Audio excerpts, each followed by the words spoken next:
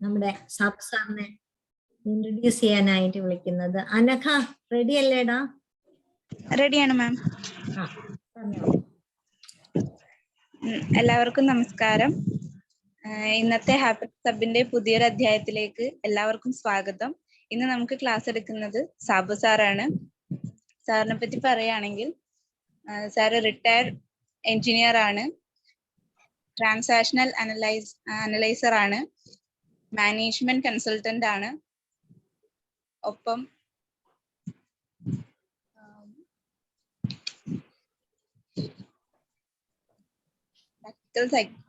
സൈക്കോതെറാപ്പിസ്റ്റും ആണ്. സാറിനെ ഒത്തിരി സ്നേഹപൂർവ്വം, ഒത്തിരി ബഹുമാനപൂർവ്വം ഹാപ്പിനെസ് ഹബിന്റെ ഈ വേദിയിലേക്ക് പുതിയ ഒരു അധ്യായം തുറക്കുന്നതിനായി സ്വാഗതം ചെയ്യുന്നു. Okay, thank you very much. എല്ലാവർക്കും നമസ്കാരം. ക്രിസ്മസ് സീസണാണ്. ക്രിസ്മസ് സീസണിൽ നമുക്ക് ഹാപ്പിനെസ് തന്നെയാണ് കിട്ടേണ്ടത്. ആ ഹാപ്പിനെസ്സിനോട് ചേർന്ന് വെച്ച് സ്വല്പം ഹാപ്പിനെസ്സുമായിട്ട് ബന്ധപ്പെടുന്ന നമ്മുടെ ശരീരത്തെക്കുറിച്ചും ബ്രെയിനിനെ കുറിച്ചും ആ ബ്രെയിനിന്റെ ഒരു സോഫ്റ്റ്വെയറിനെ കുറിച്ചും, ഏതായാലും എക്സാക്ട്ലി ആ സോഫ്റ്റ്വെയറിലേക്കല്ല ഞാൻ പോകുന്നത്. പകരം സോഫ്റ്റ്വെയർ എന്ന് പറഞ്ഞ ഒരു പ്ലാറ്റ്ഫോം ആണെങ്കിൽ ആ പ്ലാറ്റ്ഫോമിനെ നമുക്കൊന്ന് മെച്ചപ്പെടുത്താനുള്ള നമ്മുടെ ജീവിത രീതികളെ കുറിച്ചാണ് കൂടുതൽ സംസാരിക്കുന്നത്.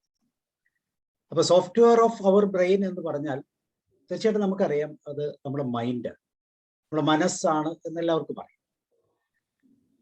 അപ്പൊ ഈ മനസ്സിനെ നല്ല രീതിയിൽ പോസിറ്റീവായിട്ടുള്ള അല്ലെങ്കിൽ ഹാപ്പിനെസ് ഓറിയന്റഡ് ആയിട്ടുള്ള ഒരു തലത്തിൽ നമ്മൾ സൂക്ഷിക്കുക എന്നുള്ളത് തന്നെയാണ് നമ്മളുടെ കർത്തവ്യം. പക്ഷെ സറൗണ്ടിങ്സും നമ്മുടെ ചുറ്റുപാടുമുള്ള പ്രശ്നങ്ങൾ, നമ്മൾ തന്നെ ഉണ്ടാക്കുന്ന പ്രശ്നങ്ങൾ, ഇതെല്ലാം പലപ്പോഴും ഈ സോഫ്റ്റ്വെയറിനെ പലപ്പോഴും ഒരു മാൽവെയർ ആക്കി മാറ്റുന്നു എന്നുള്ളതാണ് സത്യം. അപ്പൊ ഈ ഒരു കോൺസെപ്റ്റിൽ നിന്നുകൊണ്ട് എങ്ങനെയാണ് അതിനെ കൂടുതൽ ബെറ്റർ ആക്കാൻ പറ്റും, അതിനെ ഒരു മൈൻഡിന്റെ തലത്തിൽ നിന്ന് ഞാൻ അതിനെ ഒരു ബോഡി ലൈനിലാണ് സംസാരിക്കാൻ ശ്രമിക്കുന്നത്. ഇപ്പൊ സോഫ്റ്റ്വെയർ ഓഫ് ബ്രെയിൻ എന്ന് പറഞ്ഞാൽ നമുക്ക് എല്ലാവർക്കും അറിയുന്ന പോലെ മനസ്സാണ്. മനസ്സെന്ന് പറയുന്നാൽ ശരീരത്തിൽ എവിടെയാണെന്നൊക്കെ ചോദിച്ചാൽ ഒരുപക്ഷെ നമുക്കിപ്പോൾ ഏകദേശം ഒരു ഐഡിയ കിട്ടിക്കാണുമായിരിക്കും. മനസ്സ് നെറ്റിയിലാണെന്നും ഹൃദയത്തിലാണെന്നും ഒക്കെ തൊട്ട് കാണിക്കാമെന്നും കാണാൻ പാടില്ലെന്നും ഒക്കെ പറയുന്ന ഒരു ലോകത്താണ് നമ്മൾ ജീവിക്കുന്നത്. ഇങ്ങനെയൊക്കെയായിരുന്നു നമ്മളും പറഞ്ഞത്. എന്താണെന്നൊന്നും കൃത്യമായിട്ട് അറിയില്ല, പക്ഷെ അതുണ്ട് എന്ന് കൃത്യമായിട്ട് നമുക്ക് അറിയാം. പക്ഷെ അത് എത്രമാത്രം നമ്മളെ ഇൻഫ്ലുവൻസ് ചെയ്യുന്നോ, നമ്മുടെ ലൈഫിൽ അതിന് എത്രമാത്രം ഇമ്പോർട്ടൻസ് ഉണ്ടെന്നോ ഒക്കെ മനസ്സിലാക്കാനുള്ള ഒരു സാഹചര്യം എത്രമാത്രം നമ്മൾ തിരഞ്ഞെടുക്കുന്നു എന്നുള്ളതാണ് അതിൻ്റെ അകത്തുള്ള ഒരു പ്രത്യേകത. അപ്പൊ ആ ഒരു തിരഞ്ഞെടുപ്പുമായിട്ട് ബന്ധപ്പെട്ട് നമുക്ക് എന്തൊക്കെ ചെയ്യാൻ പറ്റും? തീർച്ചയായിട്ടും മനസ്സെന്ന് പറയുന്നത് ശരീരത്തിൽ മുഴുവൻ വ്യാപിച്ചു കിടക്കുന്നു എന്ന് വേണമെങ്കിൽ പറയാം. എല്ലാവർക്കും അത് ചിലപ്പോൾ യോജിക്കാൻ പറ്റിയിരിക്കത്തില്ല, എങ്കിലും സയൻസിന്റെ തലത്തിൽ പറഞ്ഞാൽ സെൻട്രൽ നെർവസ് സിസ്റ്റത്തിന്റെ നെർവ്സ് വരുന്ന ശരീരത്തിന്റെ എല്ലാ ഭാഗങ്ങളിലും ഈ മനസ്സിന്റെ തലമുണ്ട്. മനസ്സ് അവിടെ എത്തി നോക്കുന്നുണ്ട്. അപ്പൊ അതുകൊണ്ട് തന്നെ മനസ്സിനെ ഒരു ബ്രോഡ് കൺസെപ്റ്റിൽ തന്നെ വേണം നമുക്ക് കാണാൻ. നമ്മുടെ മനസ്സുകൊണ്ട് ചിന്തിക്കുക, അല്ലെങ്കിൽ നമ്മൾക്ക് ചിന്തിക്കാൻ പറ്റാത്തതെല്ലാം, അല്ലെങ്കിൽ നമ്മൾ ചിന്തിക്കേണ്ടത്, നമുക്ക് ഫീൽ ചെയ്യേണ്ടതും എക്സ്പ്രസ് ചെയ്യേണ്ടതും എല്ലാം നമുക്ക് തരുന്ന ഒരു പ്ലാറ്റ്ഫോമാണ്, ഒരു പ്ലാറ്റ്ഫോമാണ്. ആ പ്ലാറ്റ്ഫോമിൽ എത്തിയാൽ മാത്രമേ നമുക്ക് നമ്മളെയും ചുറ്റുപാടുകളൊക്കെ മനസ്സിലാക്കാൻ പറ്റൂ. നമ്മുടെ പഞ്ചേന്ദ്രിയങ്ങളെ ശരിക്കും നമുക്ക് മനസ്സിലാകുന്ന തരത്തിലേക്ക് ഡിഫൈൻ ചെയ്യുന്ന ഒരു തലമായിട്ട് നമുക്ക് മനസ്സിനെ പറയാം. പക്ഷെ അത് വരണമെങ്കിൽ, കണ്ണുകൊണ്ട് കാണുന്നത് ഇന്നതാണ് കണ്ടതെന്ന് മനസ്സിലാക്കണമെങ്കിൽ തീർച്ചയായിട്ടും അതിന്റെ പുറകിൽ പ്രവർത്തിക്കുന്ന കുറേ കാര്യങ്ങളുണ്ട്. അങ്ങനെയാണ് അത് ബ്രെയിനിലേക്ക് വരുന്നത്. അപ്പൊ ഈ ബ്രെയിനിനെ അതിൻ്റെ ഒരു സോഫ്റ്റ്വെയർ എന്ന നിലയിൽ മുന്നോട്ട് കൊണ്ടുപോകുന്നത് മനസ്സാണ്, മൈൻഡാണ്. അതുകൊണ്ട് തന്നെ മൈൻഡ് യുവർ മൈൻഡ് എന്ന് നമ്മളെപ്പോഴും പറയാറുണ്ട്. അപ്പൊ അങ്ങനെ ഒരു തലത്തിൽ നിന്നുകൊണ്ട് നമുക്ക് ചിന്തിക്കാം. മനസ്സ് ശരീരത്തിന്റെ മുഴുവൻ ഭാഗങ്ങളിലും വ്യാപിച്ചു കിടക്കുന്നു എന്ന് നമ്മൾ പറഞ്ഞു. ചിലർ കുട്ടികൾ പറയും നെറ്റിയിലാണ്, ഹൃദയത്തിലാണെന്നെങ്കിലും മനസ്സെല്ലായിടത്തും ഉണ്ട്. കാരണം നമ്മുടെ ശരീരത്തിന്റെ വേദനകൾ മനസ്സിന്റെ ആ പ്രകൃതത്തിലേക്ക് വരുമ്പോഴാണ് വേദനയായിട്ട് നമുക്ക് അതിനെ ഉൾക്കൊള്ളാൻ സാധിക്കും.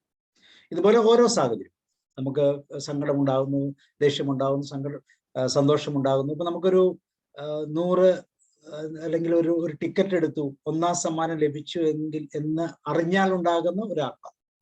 അപ്പൊ ഈ ആഹ്ലാദം എങ്ങനെയാണ് ആഹ്ലാദമായിട്ട് തന്നെ നമ്മുടെ ശരീരത്തിലേക്ക് പ്രകടിപ്പിക്കാൻ സാധിക്കുന്നത്? അതെല്ലാം ഈ മനസ്സെന്ന പ്ലാറ്റ്ഫോമിന്റെ ഒരു തലമായിട്ട് തന്നെ നമുക്ക് ചിന്തിക്കേണ്ടിയിരിക്കും. എന്നാൽ ഈ മനസ്സെന്ന പ്ലാറ്റ്ഫോമിനെ ഒരുക്കുന്ന ചില തലങ്ങളുണ്ട്. നമുക്കൊരു കൃഷിഭൂമിയിൽ കൃഷി ഇറക്കണം, അല്ലെങ്കിൽ പാടത്ത് നമുക്ക് നെല്ല് വിളയിക്കണം. അപ്പൊ ആ കൃഷിക്ക് വേണ്ടി നമ്മൾ നമ്മുടെ നിലത്തെ ഒരുക്കേണ്ടിയിരിക്കും. ആ നിലമാകുന്ന പ്ലാറ്റ്ഫോമിനെ ആ വിത്തിന് വളരാൻ പാകത്തിന് ഒരു നല്ല പ്രതലമാക്കി മാറ്റണം, ആ പ്ലാറ്റ്ഫോം ആക്കി മാറ്റണം. അതിനുവേണ്ടി നമ്മൾ ചെയ്യേണ്ട കുറെ പ്രവർത്തികളുണ്ട്.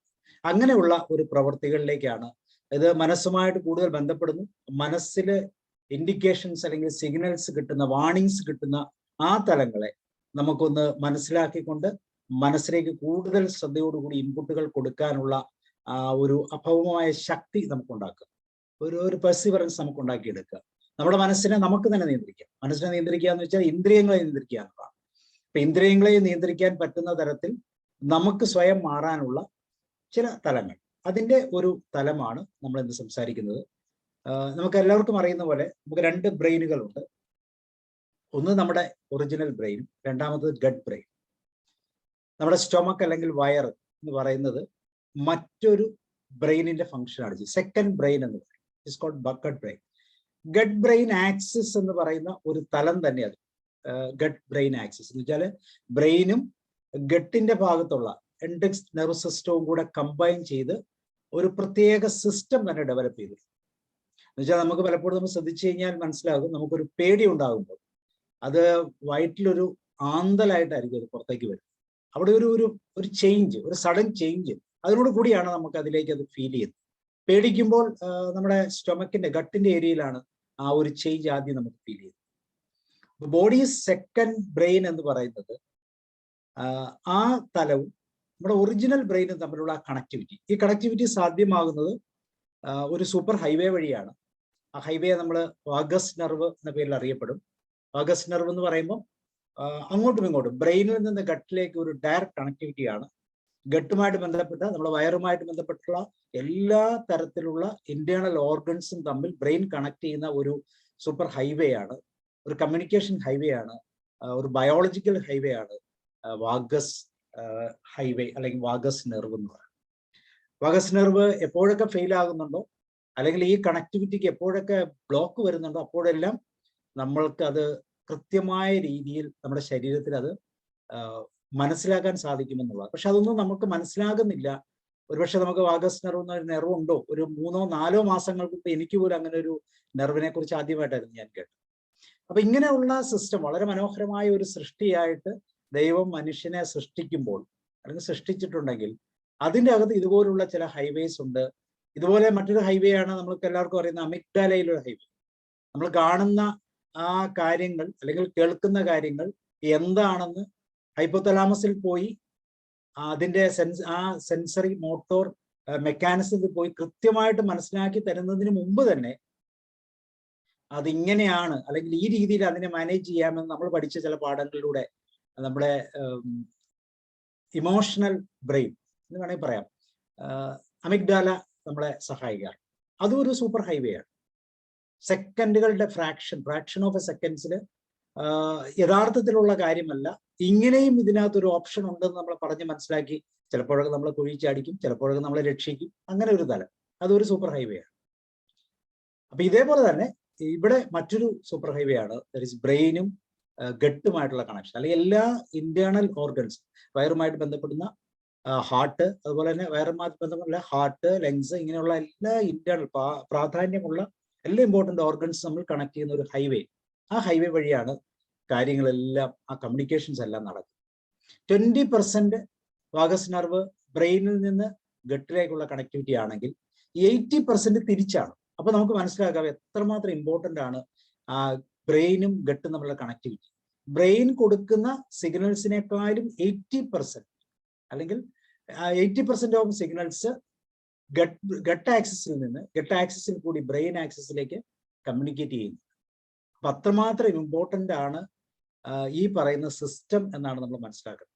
പലതരം ഹങ്കറുമായിട്ട് ബന്ധപ്പെട്ട് അല്ലെങ്കിൽ നമ്മുടെ ഡെയിലി ലൈഫിലുണ്ടാകുന്ന പ്രശ്നങ്ങൾ, അതുപോലെ തന്നെ ഇമ്മ്യൂണിറ്റിയുമായിട്ട് ബന്ധപ്പെട്ട് ഇങ്ങനെയുള്ള എല്ലാ കാര്യങ്ങളും ഈ ഹൈവേയിൽ കൂടിയാണ് പാസ് ചെയ്യുന്നത്. അതുകൊണ്ട് വളരെ ഇമ്പോർട്ടൻ്റ് ആയിട്ടുള്ള ഒരു ഹൈവേ. അപ്പൊ ഈ ഹൈവേയിലൂടെയാണ് ഈ ഗട്ട് ബ്രെയിൻ ആക്സിസിന്റെ കണക്ടിവിറ്റി. അപ്പൊ നമ്മൾ മനസ്സിലേക്ക് വരുന്നതിന് മുമ്പ് മനസ്സെന്ന സോഫ്റ്റ്വെയർ അല്ലെങ്കിൽ ആ ബ്രെയിനിന്റെ സോഫ്റ്റ്വെയറിലേക്ക് എത്തുന്നതിന് മുമ്പ് അതിന്റെ പ്ലാറ്റ്ഫോമിനെ ക്ലിയർ ആക്കി വെക്കുന്ന കുറെ തലങ്ങളെ കുറിച്ചാണ് നമ്മൾ സംസാരിക്കുന്നത്. അപ്പൊ അതിലൊന്നാണ് ഈ വാഗസ് നെർവിന്റെ കണക്ടിവിറ്റി. അത് ഗട്ട് ബ്രെയിനിൽ നിന്ന് ഒറിജിനൽ ബ്രെയിനിലേക്കുള്ള ഒരു കമ്മ്യൂണിക്കേഷൻ ചാനലായിട്ട് വർക്ക് ചെയ്യും. 80% കമ്മ്യൂണിക്കേഷൻസ് അപ്പർ സൈഡിലേക്കാണ് പോകുന്നത് എന്നുള്ളതാണ് അതിന്റെ ഒരു പ്രത്യേകത. ഇനി എന്താണ് ഈ ഒരു സിസ്റ്റത്തിൽ, ഈ എൻഡിക് നെർവ് സിസ്റ്റം അല്ലെങ്കിൽ നമ്മുടെ ഗട്ട് ബ്രെയിൻ സിസ്റ്റത്തിൽ എന്തൊക്കെയാണ് നടക്കുന്നതെന്ന് ചോദിച്ചാൽ, കൺട്രോൾ ഓഫ് മസിൽ മൂവ്മെന്റ്സ്. നമ്മുടെ മസിൽ മൂവ്മെന്റ് എന്ന് പറയുമ്പോൾ നമ്മുടെ കൈയും കാലും മാത്രമല്ല, ശരീരത്തിലേക്ക് നമ്മൾ കഴിക്കുന്ന ഓരോ ഭക്ഷണവും ഒരു പോയിന്റിൽ നിന്ന് മറ്റേ പോയിന്റിലേക്ക് മാറണമെങ്കിൽ there should be some muscle movement.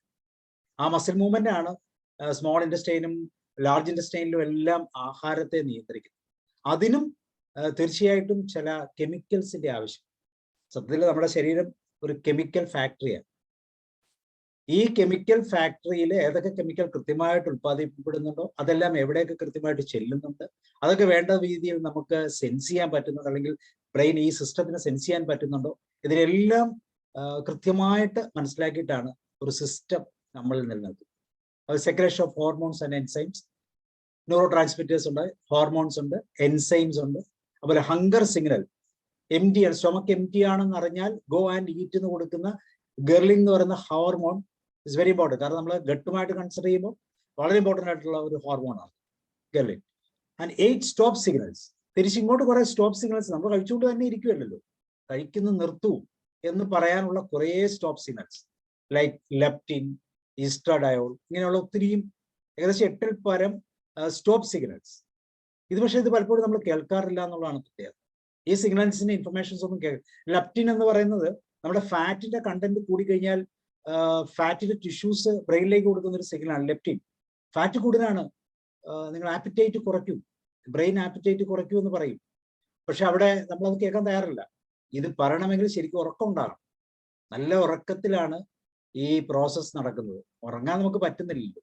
അവിടെ ലെപ്റ്റിന്റെ ആ പ്രോസസ്സിങ് നടക്കുന്നില്ല, അതിന്റെ സിഗ്നൽസ് നമുക്ക് ഒബ്സർവ് ചെയ്യാൻ പറ്റുന്നില്ല. നമ്മളെപ്പോഴും ഫാറ്റായി, നമ്മൾ ഉറക്കം പോലും നിയന്ത്രിക്കാൻ പറ്റുന്നില്ല. ഉറക്കം കൂടുതലാണ്. 6 മണിക്കൂറും 6.5 മണിക്കൂറും 7 മണിക്കൂർ ഉറങ്ങാമെന്ന് പറഞ്ഞാൽ കൊറോണ അല്ലേ, എവിടെ പോകാനെന്ന് ചോദിച്ചാൽ 10 മണിക്കൂർ വരെ ഉറങ്ങാൻ നമ്മൾ തയ്യാറാണ്. അവിടെ എല്ലാം ഈ പറയുന്ന സിഗ്നൽസ്, റിവേഴ്സ് സിഗ്നൽസ് എല്ലാം പ്രോബ്ലം ഉണ്ട്. നമ്മൾ പലപ്പോഴും over riding, signal over ride ചെയ്യാണ്. ഇപ്പൊ സ്റ്റോപ്പ് ഇനഫ് എന്ന് പറയാനുള്ള പലതരത്തിൽ ഇപ്പൊ നമ്മൾ ദേഷ്യം വരുമ്പോൾ എന്താ വരുന്നത്, കോർട്ടിസോൾ ഉണ്ടാവും. കോർട്ടിസോളിന് ഫീഡ്ബാക്ക് 2 സിസ്റ്റം ഉണ്ട്. ഒന്ന് പിറ്റ്യൂട്ടറിയിൽ പോകുന്നുണ്ട്, ബ്രെയിൻ്റെ ഹൈപ്പോതലാമസിൽ പോകുന്നുണ്ട്. പക്ഷെ നമ്മൾ എന്ത് ചെയ്യുന്നു, ഈ 2 ഫീഡ്ബാക്കും അവഗണിക്കുകയാണ്, ഓവർ റൈഡ് ചെയ്യും. ഓവർ റൈഡ് ചെയ്യുമ്പോൾ എന്ത് പറ്റും, ദേഷ്യം കണ്ടിന്യൂസ് ആയിട്ട് തന്നെ നിലനിൽക്കും, ശരീരത്തിന്റെ എല്ലാ പ്രോട്ടോടൈപ്പ് ഡിസൈൻസും മാറും. So over ride hunger signal, അതിന് നമ്മൾ അനോറെക്സിയ എന്ന് പറയും അല്ലേ. നമ്മൾ വണ്ണം കൂടി പോയി, ആവശ്യത്തിലധികം വണ്ണമാണ്, കണ്ട ഒരു ഭംഗിയില്ല, ഡ്രസ്സ് എന്ന് ഇട്ട് കഴിഞ്ഞാൽ നമ്മൾ കണ്ണാടിയിൽ നമ്മൾ തന്നെ നോക്കുമ്പോൾ പോരാ, ഇങ്ങനെയൊന്നും പോരാ എന്ന് പറയുന്ന റെഫ്യൂസ് ടു ഈറ്റ്, അതിന് അനോറെക്സിയ, ഒരു രോഗമായി, അതൊരു സിഗ്നലാണ്, ആ രോഗമായി മാറും. അപ്പൊ ഇതെല്ലാം നമ്മളുടെ ഗട്ട് ബ്രെയിൻ ആക്സസിൽ കൃത്യമായിട്ട് അങ്ങോട്ടും ഇങ്ങോട്ടും വാഗസ് നെർവ് വഴി കമ്മ്യൂണിക്കേറ്റ് ചെയ്യുന്ന ചില സിഗ്നൽസ് ആണ്. അപ്പൊ ഈ സിഗ്നൽസ് എല്ലാം നിലനിൽക്കുമ്പോഴാണ് ഇതൊന്നും അറിയാതെ വളരെ സുന്ദരമായിട്ട് നമ്മളിങ്ങനെ ജീവിച്ചു പോകും. അപ്പൊ ഗട്ടിനെ നമുക്ക് ഒന്നും കൂടെ എക്സ്പ്ലെയിൻ ചെയ്യാം. It's a full fledged ബ്രെയിനാണ്.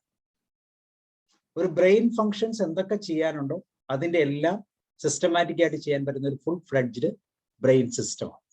It is connected to the emotional limbic system or limbic brain speaks each other. അപ്പൊ ഇതിൽ നിന്ന് ഒരു കാര്യം മനസ്സിലായിക്കോളൂ, ഇമോഷണൽ ലിംബിക് സിസ്റ്റവുമായിട്ട് ബ്രെയിന് കണക്ഷൻ ഉണ്ടെങ്കിൽ തീർച്ചയായിട്ടും അവിടെ ഒരു പ്രശ്നമുണ്ട്. നമ്മളുടെ ഇമോഷൻസ്, നമ്മുടെ ഡിപ്രഷൻ അല്ലെങ്കിൽ നമ്മുടെ ആങ്സൈറ്റി, വറീസ്, ഹാപ്പിനെസ്, ഇതിനകത്ത് എല്ലാത്തിനും ഗട്ടിനൊരു ഇമ്പോർട്ടൻ്റ് റോളുണ്ട്. അത് പരസ്പരം സംസാരിക്കും, തീരുമാനങ്ങൾ എടുക്കും. നമുക്ക് അതിന്റെ ലെങ്ത് എന്ന് പറയുന്നത് 9 to 10 meters ലോങ് ആണ്. ഏതായാലും 500 million നെർവ് സെൽസ് ഉണ്ട് അവിടെ. 20 types ഓഫ് ന്യൂറോൺസ് അവിടെ അവൈലബിൾ ആണ്. ഒരു ഒട്ടോണോമസ് മൈക്രോ സർക്യൂട്ട് ആണത്. അവിടെ കെമിക്കൽ ആൻഡ് മെക്കാനിക്കൽ മൂവ്മെന്റ്സ് ഉണ്ട്, മൊബിലിറ്റി ഉണ്ട്, കെമിക്കൽ മൂവ്മെന്റ്സ് ഉണ്ട്, that means neuro transmitters, enzymes, അതുപോലെ തന്നെ ഹോർമോൺസ് അവിടെ ഡെവലപ്പ് ചെയ്യുന്നുണ്ട്. At the same time there is some movements, mechanical movements, that means mechanical in the sense some muscle movements. തീർച്ചയായിട്ടും നമ്മുടെ digestive സിസ്റ്റത്തിനെ, GI സിസ്റ്റത്തെ കൃത്യമായിട്ട് കീപ്പ് ചെയ്യുന്നത് ഈ പറയുന്ന മൂവ്മെന്റ്സ് ആണ്. അപ്പൊ ഇത്രയും ഒക്കെയാണ് അതിന്റെ സിസ്റ്റം. ഇനി അതിനെ നമ്മളിങ്ങനെ ഒരു ട്രയാങ്കുലർ ഫോമിലേക്ക് ഒന്ന് കണക്ട് ചെയ്താൽ അത് തമ്മിൽ ഒരു അച്ചുതണ്ട്, ഒരു ട്രയാങ്കുലർ സിസ്റ്റം നമുക്ക് ഡെവലപ്പ് ചെയ്യും. അതിൽ കെട്ടുമായിട്ട് പറയുമ്പോൾ ഒന്നാമത്തെ നമ്മുടെ ടേസ്റ്റ് ആണ്. നമ്മൾ ഫുഡ് കഴിക്കുന്നുണ്ട്, തീർച്ചയായിട്ടും വായിക്ക് രുചിയില്ലെങ്കിൽ നമ്മൾ എന്തും കഴിച്ചത്. പക്ഷെ ഇപ്പൊ നമ്മൾ അങ്ങനെ കഴിക്കാൻ തയ്യാറല്ല. കാരണം വായിക്ക് രുചിയുള്ളത് മാത്രമേ ഞാൻ കഴിക്കൂ എന്ന് നമ്മൾ നിർബന്ധമുള്ളവരാണ്. ആ ഒരു സിസ്റ്റത്തിൽ നിന്ന് ഫുഡ് എന്ന് പറയുന്ന ഒരു ടേസ്റ്റ് ഒരു കോർണർ ആണെന്ന് വെക്കും, അല്ലെങ്കിൽ ഒരു criteria. And another area is reward. എന്താണ് നമുക്ക് റിവാർഡ് കിട്ടുന്നത്? നമ്മൾ കഴിക്കുന്ന ഫുഡിന്റെ റിവാർഡ് എന്താണ്? അല്ലെങ്കിൽ നമ്മുടെ ഗട്ട് ബ്രെയിനിന്റെ ആ സ്റ്റെബിലിറ്റി കൊണ്ട് നമുക്ക് കിട്ടുന്ന റിവാർഡ് എന്താണ്? That is internal and external state of feeling. Internal and external state of feeling and emotions. വയറ് സന്തോഷമാണ്, വയറ് നിറഞ്ഞിരിക്കുകയാണെങ്കിൽ ഹാപ്പിയാണ്, വേറെ ഇഷ്യൂസ് ഒന്നുമില്ല. പിന്നെയും അതുകൊണ്ടുണ്ടാകുന്ന പ്രശ്നങ്ങൾ മാത്രമേ നമുക്ക് ഒരു പ്രശ്നമായിട്ട് പരത്തുള്ളൂ. വയറ് നിറഞ്ഞിരിക്കാത്ത അവസ്ഥയിൽ എന്താണ് നമുക്ക് റിവാർഡ് വേണം? So internal and external state of feeling and emotions. And another area is called metabolism അല്ലെങ്കിൽ എനർജി. ദാറ്റ് മീൻസ് നമ്മൾ കഴിക്കുന്ന ഫുഡിനെ എന്താക്കി മാറ്റണം? എനർജി ആക്കി മാറ്റുക. That is some chemical processing. അപ്പൊ കുറെ കെമിക്കൽ പ്രോസസ്. അപ്പൊ ഇങ്ങനെ 3 തരത്തിൽ നമുക്ക് ഒരു ഇതിനെങ്ങനെ കണക്ട് ചെയ്യും. ഒരു ഗട്ട് ബ്രെയിൻ ആക്സസിന്റെ ഫംഗ്ഷനെ 3ആക്കി തിരിക്കാം. ഒന്ന് taste, that is something related to food. Then വരുന്ന റിവാർഡാണ്, ഇവിടെ നമുക്ക് കിട്ടുന്നുണ്ട്. അതായത് ചിലരൊക്കെ ഫുഡ് തന്നു കഴിഞ്ഞാൽ നമുക്ക് ഒട്ടും തൃപ്തിയാകാത്തത് ഈ റിവാർഡ് കൊണ്ടാണ്, നമുക്ക് അക്സെപ്റ്റ് ചെയ്യാൻ പറ്റുന്നില്ല. ഇങ്ങനെയൊക്കെയാണോ എന്നെ ട്രീറ്റ് ചെയ്യേണ്ടതെന്ന് പലപ്പോഴും നമുക്ക് തോന്നിപ്പോകുന്നു, അല്ലെ? ഇപ്പം ക്രിസ്മസിന്റെ കാലമാണ്, കേക്ക് ഇഷ്ടംപോലെ സുലഭമാണ്. നല്ല കേക്കും ചീത്ത കേക്കും ഒക്കെ നമുക്ക് കൃത്യമായിട്ട് കവറ് കണ്ടാൽ തന്നെ അറിയാം. പക്ഷെ അവിടെ റിവാർഡ് നമ്മൾ അപ്പോഴും നിശ്ചയിക്കും. ആർക്കും വേണ്ടാത്ത ഒരു കേക്കാണല്ലോ എനിക്ക് തന്നിരിക്കുന്നത് എന്ന് ചിന്തിക്കാൻ നമുക്ക് ഒത്തിരി സമയമൊന്നും ആവശ്യമില്ല. അത്രമാത്രം നമ്മൾ ബുദ്ധിമാന്മാരാണ്. അപ്പൊ അവിടെ റിവാർഡ് സിസ്റ്റം ഉണ്ട്. That is N internal and external. തീർച്ചയായിട്ടും ആ ഒരു കേക്ക് കൊണ്ട് ഒരു വർഷം ചിലപ്പോൾ നമുക്ക് നഷ്ടപ്പെട്ടു പോയേക്കാം. So there is some internal and external state of feeling and emotion. ഇതൊക്കെ ഇല്ല എന്ന് പറഞ്ഞ് ജീവിക്കാൻ നമ്മൾ ആരാണ്? ജനിക്കാൻ പോകുന്ന യേശുക്രിസ്തു അല്ല എന്നും നമുക്കറിയാം. അപ്പൊ അങ്ങനെയാണെങ്കിൽ അടുത്ത തരം എനർജിയാണ്, മെറ്റാബോളിസമാണ്. നമ്മൾ കഴിക്കുന്ന ഫുഡിനെ എനർജി ആയിട്ട് കൺവേർട്ട് ചെയ്യുക. അങ്ങനെ കൺവേർട്ട് ചെയ്ത് ഏറ്റവും ഗുണകരമായി മാറ്റുക. ഇനി നമ്മൾ കഴിക്കുന്ന ഫുഡിൽ നിന്നൊക്കെ എനർജി ഡെവലപ്പ് ചെയ്യുന്നുണ്ടോ? ഇതാണ് ചോദ്യം. അപ്പൊ നമ്മുടെ മനസ്സ്, നമ്മുടെ മെന്റൽ ഹെൽത്ത് ശരിയാകാതിരിക്കാനുള്ള ഒരു പ്രധാനപ്പെട്ട കാരണം നമ്മൾ കഴിക്കുന്ന ഫുഡിൽ നിന്ന് എനർജി നമുക്ക് വേണ്ട, അല്ലെങ്കിൽ ബോഡിക്ക് വേണ്ട രീതിയിലല്ല നമുക്ക് അക്സെപ്റ്റ് ചെയ്യുന്നത്. നമുക്ക് കിട്ടുന്നത് എനർജി കിട്ടുന്നുണ്ട്, പക്ഷെ ആ എനർജി നമ്മളെ പലപ്പോഴും ബുദ്ധിമുട്ടിലാക്കുന്ന തരത്തിലാണ് എന്നുള്ളതാണ്. അതാണ് പലപ്പോഴും നമ്മുടെ ഇന്ത്യയാണ്. നമുക്കറിയാം, ഇപ്പം പുതിയ ലൈഫ് സ്റ്റൈൽ ഡിസീസ് എന്ന് പറയുമ്പോൾ അതിന്റെ പ്രധാനപ്പെട്ട കാരണം ഡയറ്റ്. ഈ ഡയറ്റ് എന്ന തലത്തിൽ നിന്നുകൊണ്ട് നമുക്ക് മനസ്സിലാകും, പക്ഷെ നമ്മുടെ ബോഡിക്ക് മനസ്സിലാക്കാൻ പറ്റാത്ത പല ഡിസിഷൻസും ചില റിവാർഡുകൾ നമ്മൾ അഡീഷണൽ ആയിട്ട് കൊടുക്കുമ്പോൾ ബോഡി എങ്ങനെയാണ് അതിന് റെസ്പോണ്ട് ചെയ്യുന്നത് എന്നനുസരിച്ച് അതിന്റെ എനർജി വേരിയേഷൻസ് കൃത്യമായിട്ടുണ്ട്. ഈ എനർജി വേരിയേഷൻ ക്യാൻസറുകളായിട്ടും, അല്ലെ, പവർഫുൾ എനർജി വേരിയേഷൻസ് ആയി മാറും. നമുക്ക് നിയന്ത്രിക്കാൻ പറ്റാത്ത തരത്തിലുള്ള പുതിയ എനർജി മ്യൂട്ടേഷൻസ് ആയിട്ട് മാറും. നമ്മുടെ ബോഡി തന്നെ ക്യാൻസറിനെ ഉണ്ടാക്കും. നമ്മുടെ ശരീരത്തിൽ, എല്ലാവരുടെ ശരീരത്തിലും ഒരു 10,000-10,000 ക്യാൻസർ സെൽസ് ഉണ്ട്. തീർച്ചയായിട്ടും അതിനെ ബ്ലോക്ക് ചെയ്യാനുള്ള സിസ്റ്റവും നമുക്കുണ്ട്. പക്ഷെ പലപ്പോഴും ആ സിസ്റ്റത്തെ ഒരു ഓവർകം ചെയ്തുകൊണ്ട് നമ്മുടെ ഡയറ്റ് ഹാബിറ്റ്സ് പലപ്പോഴും നമ്മളെ ഹൈ പവർ അല്ലെങ്കിൽ ഹൈ എനർജി ഉള്ള ക്യാൻസർ കോളനീസ് ആയിട്ട് നമ്മളെ തന്നെ മാറ്റും. അപ്പൊ ഇവിടെയെല്ലാം ഈ ട്രയാങ്കിളിന്റെ ഈ പറയുന്ന ഒരു സ്റ്റെബിലിറ്റി നഷ്ടപ്പെട്ടു പോകുന്നു എന്നുള്ളതാണ് ഞാൻ പറഞ്ഞതിന്റെ അർത്ഥം. സോ ഇതാണ് ആ system. You are what you eat. നമ്മൾ എന്താണ് അത് നമ്മൾ കഴിക്കുന്നത്. പുതിയ ഒരു സിസ്റ്റം, ഒരു 5-6 വർഷങ്ങളായിട്ടുള്ള സ്റ്റഡി നമ്മൾ എടുത്ത് നോക്കിക്കഴിഞ്ഞാൽ നമ്മൾ ഇങ്ങനെ ആക്കുന്നത്, അല്ലെങ്കിൽ പഴയ പ്രാകൃത അല്ലെങ്കിൽ ഇച്ചിരി നമ്മുടെ പിതാമഹന്മാരുടെ കാലഘട്ടത്തിൽ നിന്ന് നമ്മൾ എത്രമാത്രം വ്യത്യസ്തരാകുന്നു, എത്രമാത്രം ആകുലരാകുന്നു, ആങ്സൈറ്റി ഉള്ളവരാകുന്നു, ഡിപ്രസ്ഡ് ആകുന്നു എന്നുള്ളതിന്റെ കാരണം നമ്മൾ കഴിക്കുന്ന ഫുഡ് തന്നെയാണ്. So you are what you eat. So good mental health means increasing performance, decreasing sickness, improving recovery time. ഇതെല്ലാം നമുക്ക് ഫീൽ ചെയ്യാൻ പറ്റണം. എൻ്റെ പെർഫോമൻസ് ഇൻക്രീസ് ചെയ്യുന്നു, ഞാൻ കഴിക്കുന്ന ഫുഡ് കഴിക്കുന്നുണ്ട്. ഫുഡ് കഴിച്ചു കഴിഞ്ഞാൽ നമുക്ക് ഉച്ച സമയത്ത് ഫുഡ് കഴിക്കുന്നു, പിന്നെ നമുക്ക് ക്ഷീണമാണ്, ഉറങ്ങിയേ പറ്റൂ. കാരണം ബോഡിക്ക് പോലും വർക്ക് ചെയ്യാനുള്ള സഫീഷ്യന്റ് എനർജി കിട്ടുന്നില്ല. കഴിക്കുന്നത് എന്തിനാണ്? എനർജിക്ക് വേണ്ടിയാണ്. പക്ഷെ കഴിച്ച ഫുഡിനെ മാനേജ് ചെയ്യാൻ നമ്മളെ കൊണ്ട് പറ്റുന്നില്ല. So that is a problem. So increasing performance, decreasing sickness, അസുഖമില്ലാത്ത അവസ്ഥ. അസുഖമില്ലാത്തവരുടെ അസുഖം അല്ല അവസ്ഥ ഒന്നും നമുക്ക് ചിന്തിക്കാൻ പോലും പറ്റത്തില്ല. അസുഖങ്ങൾ ഇങ്ങനെ നമ്മളെ ചുറ്റിപ്പറ്റി നടക്കുക, കൊതുക് വല ചെയ്യുന്നു. Improving recovery time. ഇനി അസുഖം വന്നോട്ടെ, that is a natural cause ആണ്. അതിൽ നിന്ന് റിക്കവറി ആകുന്ന സമയം എങ്ങനെയാണ്? ഒരു അസുഖം വന്ന് നമ്മൾ കഴിക്കുന്ന മരുന്നുകൾ അല്ലെങ്കിൽ നമ്മൾ പ്രൊവൈഡ് ചെയ്യുന്ന സിസ്റ്റംസ് നമ്മളെ ഒന്ന് നോർമൽ ഒരു ഓർഗാനിക് സിസ്റ്റത്തിലേക്ക് കൊണ്ടുവരാൻ എത്രയോ സമയം എടുക്കും. റിക്കവറി ടൈം ഇല്ല. Healthy gut feels more energetic, less sick, better mental clarity, better emotional well-being. അങ്ങനെ ഒത്തിരി കാര്യങ്ങൾ പറയാം. അപ്പൊ നമ്മുടെ വയറിനെ നമ്മൾ കൃത്യമായിട്ട് ഒന്ന് ശ്രദ്ധിച്ചാൽ, ഒന്ന് മൈൻഡ് ചെയ്താൽ, നമ്മുടെ മൈൻഡിന്റെ സോഫ്റ്റ്വെയർ തന്നെ ശരിയായിക്കോളും. ഗട്ടിന്റെ ആ തലം അല്ലെങ്കിൽ നമ്മുടെ സ്റ്റൊമക്കിന്റെ തലത്തെ ഒന്ന് മനസ്സിലാക്കി നമുക്കൊന്ന് മുന്നോട്ട് പോകാനുള്ള ഒരു സാഹചര്യം, നമ്മൾ ഒരു അവയർനെസ്സിലേക്ക് നമ്മൾ എത്തുവാണെങ്കിൽ തീർച്ചയായിട്ടും അതൊരു ഗുണമുള്ള സാഹചര്യമായിട്ട് മാറും. സോ ലീക്കി ഗട്ട്, അടുത്ത തലമാണ് ലീക്കി ഗട്ട്. So it means low autoimmune system, അല്ലെങ്കിൽ ആ ഓട്ടോ ഇമ്മ്യൂൺ സിസ്റ്റം, ഇമ്മ്യൂണിറ്റി നഷ്ടപ്പെട്ടു പോകും. ലീക്കി ഗട്ട് എങ്ങനെയാണ് ഉണ്ടാകുന്നത് എന്ന് ചോദിച്ചാൽ തീർച്ചയായിട്ടും അത് നമ്മളുടെ ഹോർമോൺസിന്റെ തലം തന്നെയാണ്.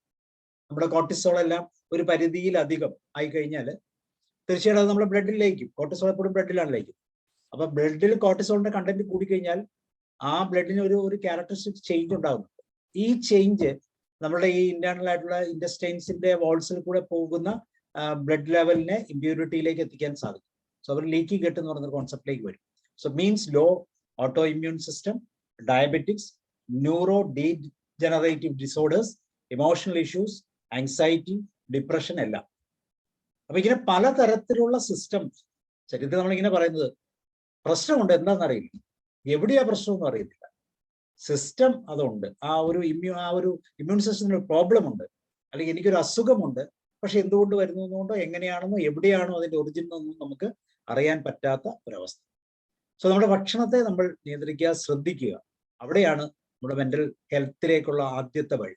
അപ്പൊ മനസ്സെന്ന പ്ലാറ്റ്ഫോമിനെ നമുക്ക് ഒരുക്കണമെങ്കിൽ തീർച്ചയായിട്ടും നമ്മളുടെ മറ്റൊരു തലം അല്ലെങ്കിൽ നമ്മുടെ ഗട്ട് ബ്രെയിൻ ആക്സസ് എന്ന് പറയുന്ന ആ തലത്തിൽ കൂടുതൽ ശ്രദ്ധ കൊടുക്കേണ്ടിയിരിക്കും. ഇനി എന്താണ് അവിടെ നടക്കുന്നത്? ഒരു തെർമൽ അല്ലെങ്കിൽ ന്യൂക്ലിയർ റിയാക്ടർ പോലെ തന്നെ gut is a massive bio reactor. ഒരു വലിയ റിയാക്റ്റീവ് പ്രോസസ്സാണ് അവിടെ നടക്കുന്നത്. It's a massive bio reactor, biological പ്രോസസ്സാണ്. പിന്നെ ആ ബയോളജിക്കൽ അല്ലാത്ത എന്തെങ്കിലും ഉണ്ടെങ്കിൽ അത് നമ്മൾ കൊടുക്കുന്ന ഫുഡ് മാത്രമാണ്. ഈ ഫുഡിനെ ഡൈജസ്റ്റ് ചെയ്യാൻ വേണ്ടി ഒരു ബയോ റിയാക്ടറായിട്ട് അത് വർക്ക് ചെയ്യുമ്പോൾ നമ്മൾ കൊടുക്കുന്ന ഫുഡാണ് അവിടെ ഒരു ഫോറിൻ പാർട്ടിക്കിളായിട്ട് മാറുന്നത്. ആ ബയോ അത് സിന്തറ്റിക് ആയിട്ട് മാറുകയാണ്. പലപ്പോഴും നമ്മൾ കഴിക്കുന്ന ഫുഡുകളുടെ കണ്ടന്റ് സിന്തറ്റിക് ഫുഡാണ്. നമ്മളൊരു സിമ്പിൾ ഒരു ലിറ്റർ ബോട്ടിൽ വെള്ളം കുടിക്കുമ്പോൾ, പ്ലാസ്റ്റിക് ബോട്ടിലിൽ 1 ലിറ്റർ വെള്ളം കുടിക്കുമ്പോൾ എത്ര പ്ലാസ്റ്റിക് പാർട്ടിക്കിൾസ് ആണ് നമ്മുടെ 4.25 പ്ലാസ്റ്റിക് പാർട്ടിക്കിൾസ് ആണ് നമ്മളിലേക്ക് കടന്നിരുന്നത്. ഏകദേശം ഒരു 20 kg പ്ലാസ്റ്റിക് മെറ്റീരിയലാണ് നമ്മൾ ഓൾ ലൈഫ് ടൈം നമ്മൾ ഹോൾഡ് ചെയ്ത് വെച്ചത്. കുറെയൊക്കെ നമുക്ക് കിട്ടും, കുറെയൊക്കെ നമ്മൾ കളയും. ഇത് കീപ് ഓൺ ഡൂയിങ്. ഇന്ന് പ്ലാസ്റ്റിക്കിന്റെ ആ ഇന്റൻസിറ്റി അത്രയും കൂടുതലാണ്. അതിനെ ഡീഗ്രേഡ് ചെയ്യാനോ അല്ല അതിനെ ഒന്നും മാനേജ് ചെയ്യാനോ ഒന്നും നമ്മളെ കൊണ്ട് പറ്റുന്നില്ല.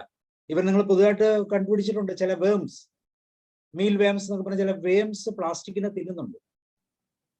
30 സ്ക്വയർ സെന്റിമീറ്റർ ഏരിയയിൽ ഒരു ആഴ്ചയൊക്കെ തിന്നുന്ന രീതിയിൽ പുതിയ സയന്റിസ്റ്റ് കണ്ടുപിടിച്ചു. പാകിസ്ഥാനിലുണ്ട്, അതുപോലെ ചൈനയിലുണ്ട്, സ്റ്റാൻഹോം യൂണിവേഴ്സിറ്റിയിൽ അങ്ങനത്തെ റിസർച്ചുകൾ നടക്കുന്നുണ്ട്. അപ്പൊ ഇവിടെ എല്ലാം ഈ പ്ലാസ്റ്റിക്കിന്റെ കണ്ടന്റ് നമുക്ക് കൂടുതലാണ്. നമ്മൾ കഴിക്കുന്ന ഫുഡിന്റെ പലതും, ഇവന് ആപ്പിള് പീൽ ചെയ്യാതെ കഴിച്ചാൽ അതിൻ്റെ അകത്തൊരു പ്ലാസ്റ്റിക് കൂട്ടി. സോ ഡെഫിനറ്റ്ലി അത് നമ്മളുടെ ഈ പറയുന്ന ബയോ റിയാക്ടർക്ക് ഒരു പ്രോബ്ലമാണ്. നമ്മുടെ ഇരുമ്പിന്റെ റിയാക്ടർ തുരുമ്പ് പിടിക്കുമ്പോൾ എന്ത് സംഭവിക്കുന്നു അതുപോലെ തന്നെയാണ് നമ്മുടെ ബയോ റിയാക്ടറിലേക്ക് നമ്മൾ കൊടുക്കുന്ന ഫുഡിന്റെ ഇങ്ങനത്തെ ഫോറിൻ പാർട്ടിക്കിൾസ്. സോ സ്മോൾ ഇൻഡസ്ട്രിയില് ഈ ഗ്ലൂക്കോസ് ആൻഡ് ന്യൂട്രിയൻസ് എല്ലാം അബ്സോർവ് ചെയ്യുന്ന കമ്പൗണ്ടിന്റെ വില്ലി എന്ന് പറയും. വില്ലി ഇതുപോലെ ചെറിയ മുകുളങ്ങൾ പോലെ നിൽക്കുന്ന നമ്മുടെ എന്താ പറയുന്ന ഇൻഡസ്ട്രിയൻസിന്റെ ഒക്കെ അകത്ത് ഇന്നർ ഹോളില്, ആ ഇന്നർ ഡയമീറ്ററിന്റെ അകത്ത് ഇതുപോലെ വില്ലീസ് എന്ന് പറഞ്ഞ ഒത്തിരി മുകൾ, നല്ല മനോഹരമാര്, ഒന്ന് ഇന്റർനെറ്റിൽ നിന്ന് സെർച്ച് ചെയ്ത് നോക്കിയാൽ അറിയാം. അപ്പൊ ഈ സെൽസ്, ഈ വില്ലീസ് ആണ് ഇതിങ്ങനെ പ്രൊജക്റ്റഡ് ആണ്. അപ്പൊ ഇതിലൂടെ ഫുഡ് പാർട്ടിക്കിൾസ് പോകുമ്പോൾ അതിന്റെ ഗ്ലൂക്കോസ് അതുപോലെ തന്നെ ന്യൂട്രിയൻസ് അതെല്ലാം അബ്സോർവ് ചെയ്യാവുന്ന മാക്സിമം ഇതൊക്കെ. അത് സ്മോൾ ഇൻഡസ്ട്രിയിൽ തന്നെ ഏറ്റവും ലോസ്. അതുകൊണ്ടാണ് നമ്മൾ പലപ്പോഴും നമ്മൾ ഫുഡ് നമ്മളൊന്ന് കൺട്രോൾ ചെയ്യുമ്പോൾ നമ്മൾ നമ്മളിങ്ങനെ ചോദിക്കും, ഫാസ്റ്റിംഗ് നമ്മൾ എടുക്കാറുണ്ടോ? ഫാസ്റ്റിംഗ് എടുക്കാറുണ്ടോ എന്നൊരു ചോദ്യം ചോദിച്ചാൽ നമ്മൾ പറയില്ല, ഇല്ല, ഫാസ്റ്റിംഗ് നമ്മൾ ചില പ്രത്യേക സാഹചര്യങ്ങളിലാണ് എടുക്കുന്നതെന്ന് പറയും. പക്ഷെ നമ്മൾ എല്ലാ ദിവസവും ഫാസ്റ്റ് ചെയ്യാറുണ്ട്. വൈകുന്നേരം കഴിക്കുന്ന ഫുഡ് 6 മണിക്കാണെങ്കിൽ 8 മണിക്ക് കഴിഞ്ഞതിന് ശേഷം പിന്നെ നമ്മൾ ഫുഡ് എടുക്കുന്നത് പിറ്റേ ദിവസം 8 മണിക്കായിരിക്കും. സോ 12 hours നമ്മുടെ ഫാസ്റ്റിംഗ് സിസ്റ്റം നമുക്കുണ്ട്. ഇവിടെ ചെയ്യേണ്ട ഒറ്റ കാര്യമുള്ളൂ, ആ ഫാസ്റ്റിംഗ് സിസ്റ്റം സ്വല്പം കൂടെ ലോങ് കൊണ്ടുവരിക, അല്ലെങ്കിൽ നീളം, അതിന്റെ ദൈർഘ്യം കൂട്ടുക. ഈ 12 മണിക്കൂർ, അപ്പൊ നമുക്കറിയാം കറക്റ്റ് ടൈമാണ് 6 മണിക്ക് മുമ്പ് ഭക്ഷണം കഴിക്കും. സൂര്യൻ അസ്തമിക്കുന്നതിന് മുമ്പ് ഭക്ഷണം കഴിക്കുക, ദെൻ ഫുഡ് കഴിക്കുന്നതിന്റെ ഒരു ക്രമമുണ്ട്. അപ്പൊ ആ ഇൻ ബിറ്റ്വീനുള്ള ആ ഗ്യാപ്പിൽ നമുക്ക് നല്ലൊരു ഫാസ്റ്റിംഗ് കിട്ടും. നമ്മുടെ ശരീരം തടി കൂടുതലാണെങ്കിലോ, അല്ലെങ്കിൽ ഈ പറയുന്ന ഫാറ്റ് കണ്ടിട്ട് ഒബിസിറ്റിയുടെ ഒരു തലമുണ്ട്, ടൈപ്പ് 1 ടൈപ്പ് 2 എന്തോ ആയിക്കോട്ടെ. ഒബിസിറ്റി ഉണ്ടെങ്കിൽ നമുക്ക് നമ്മുടെ ഈ ഫാസ്റ്റിംഗ് ടൈം ഇൻക്രീസ് ചെയ്യാം. കീറ്റോ ഫുഡ് എന്നൊക്കെ പറഞ്ഞ ഒരു സെറ്റ് ഓഫ് ഫുഡ്സ് ഉണ്ട്, കാർബ് കുറച്ചുള്ളത്, കാർബോഹൈഡ്രേറ്റ്സിന്റെ കണ്ടന്റ് കുറഞ്ഞിട്ടുള്ള എന്നാൽ ഹൈ ഫാറ്റ് ഉള്ള ന്യൂട്രിയൻസ് ഉള്ള ഫുഡുകൾ വേണമെങ്കിൽ രാവിലെ നമുക്ക് ഫ്രൂട്ട്സ് ആക്കാം.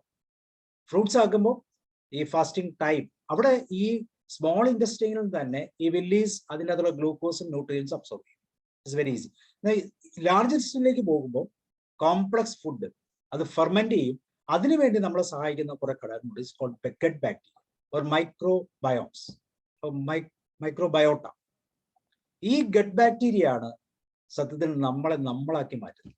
അപ്പൊ നമ്മൾ എന്ത് കഴിക്കുന്നു അതാണ് നമ്മളെ ആക്കുന്നത് എന്ന് നമ്മൾ പറയുമെങ്കിൽ അതിന്റെ അർത്ഥം നമ്മുടെ ഈ പറയുന്ന ഇൻഡസ്ട്രിയിലുള്ള gut bacteria that converts food into fatty acids, enzymes ആയിട്ട് അത് മാറ്റും. ഈ ഫാറ്റി ആസിഡ്സ് ആണ് നമ്മളെ നിയന്ത്രിക്കുന്ന ന്യൂറോ ട്രാൻസ്മിറ്റർ ഹോർമോൺസുമായിട്ട് അതിനെ ട്രാൻസ്ഫോം ചെയ്യുന്നു. അപ്പൊ അത്രമാത്രം പ്രാധാന്യമുള്ള ഒരു പ്രോസസ്സാണ് നമ്മുടെ ഇൻഡസ്ട്രിയിലൂടെ നടക്കുന്നത്. So gut bacteria converts it into fatty acids. ഏകദേശം 100 ബാക്ടീരിയ സ്പീഷ്യസ് തന്നെ നമ്മുടെ വയറ്റിലുണ്ട്, ഗട്ട് ഏരിയയിലുണ്ട്. ശരീരം മുഴുവൻ ബാക്ടീരിയ ഉണ്ട്, എങ്കിലും ഗട്ട് ഏരിയയിൽ, ഗട്ട് ആക്സിസിൽ അത് വളരെ കൂടുതലാണ്. 100 ബാക്ടീരിയ സ്പീഷീസ് ഉണ്ട്.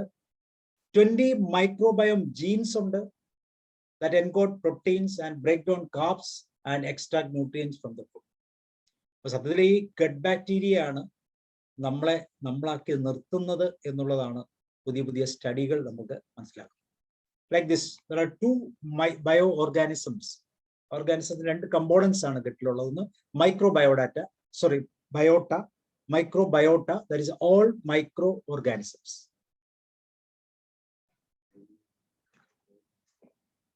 And another is microbiomes, that is all microbes and their genes. Microorganism and genes. നമ്മൾ 1000 സ്പീഷീസ് ഉണ്ട്, 10ഓളം ജീനുകൾ, 20ഓളം ജീനുകൾ ഉണ്ട്. ഇങ്ങനെ വരുന്ന ആ ഒരു സിസ്റ്റം മൈക്രോബയോട്ട ആൻഡ് മൈക്രോബയോംസ്. ഇങ്ങനെ ഒരു സിസ്റ്റമാണ് ഈ ഗട്ടിനെ പൂർണ്ണമായിട്ട് കൺട്രോൾ ചെയ്യുന്നത്. നമ്മുടെ ബോഡിയിൽ ഏതാനും 10 ട്രില്യൺസ് ഓഫ് സെൽസ് ഉണ്ട്. നമുക്കത് എണ്ണാൻ പറ്റും. 10 ട്രില്യൺസ് ഉണ്ടോ എന്ന് ചോദിച്ചാൽ ആരും അത് എണ്ണി നോക്കിയിട്ടില്ല. അത് ദാറ്റ്സ് എ കൗണ്ടിങ് പാറ്റേൺ. അതിനപ്പുറത്ത് പറയാൻ പറ്റത്തില്ല. മില്യൺ എന്നൊക്കെ നമ്മൾ പറഞ്ഞ കോൺസെപ്റ്റ് ഒക്കെ മാറി, ബില്യൺ ഒക്കെ മാറി ട്രില്യണിലേക്ക് മാറി. സോ ദാറ്റ് മീൻസ് സെൽസ് ഉണ്ട്. അതിന്റെ 10 ടൈംസ് ആണ് മൈക്രോബയോട്ടയുടെ. അതിന്റെ 10 ടൈംസ് മൈക്രോബയോട്ട 100 ട്രില്യൺ. വാല്യൂലല്ല, അത്രമാത്രം ആ കണ്ടന്റ് ഉണ്ട്. So body can see through electron മൈക്രോസ്കോപ്പിലൂടെ അത് കാണാൻ ഏകദേശം ഇതുപോലെയൊക്കെ ഇരിക്കും.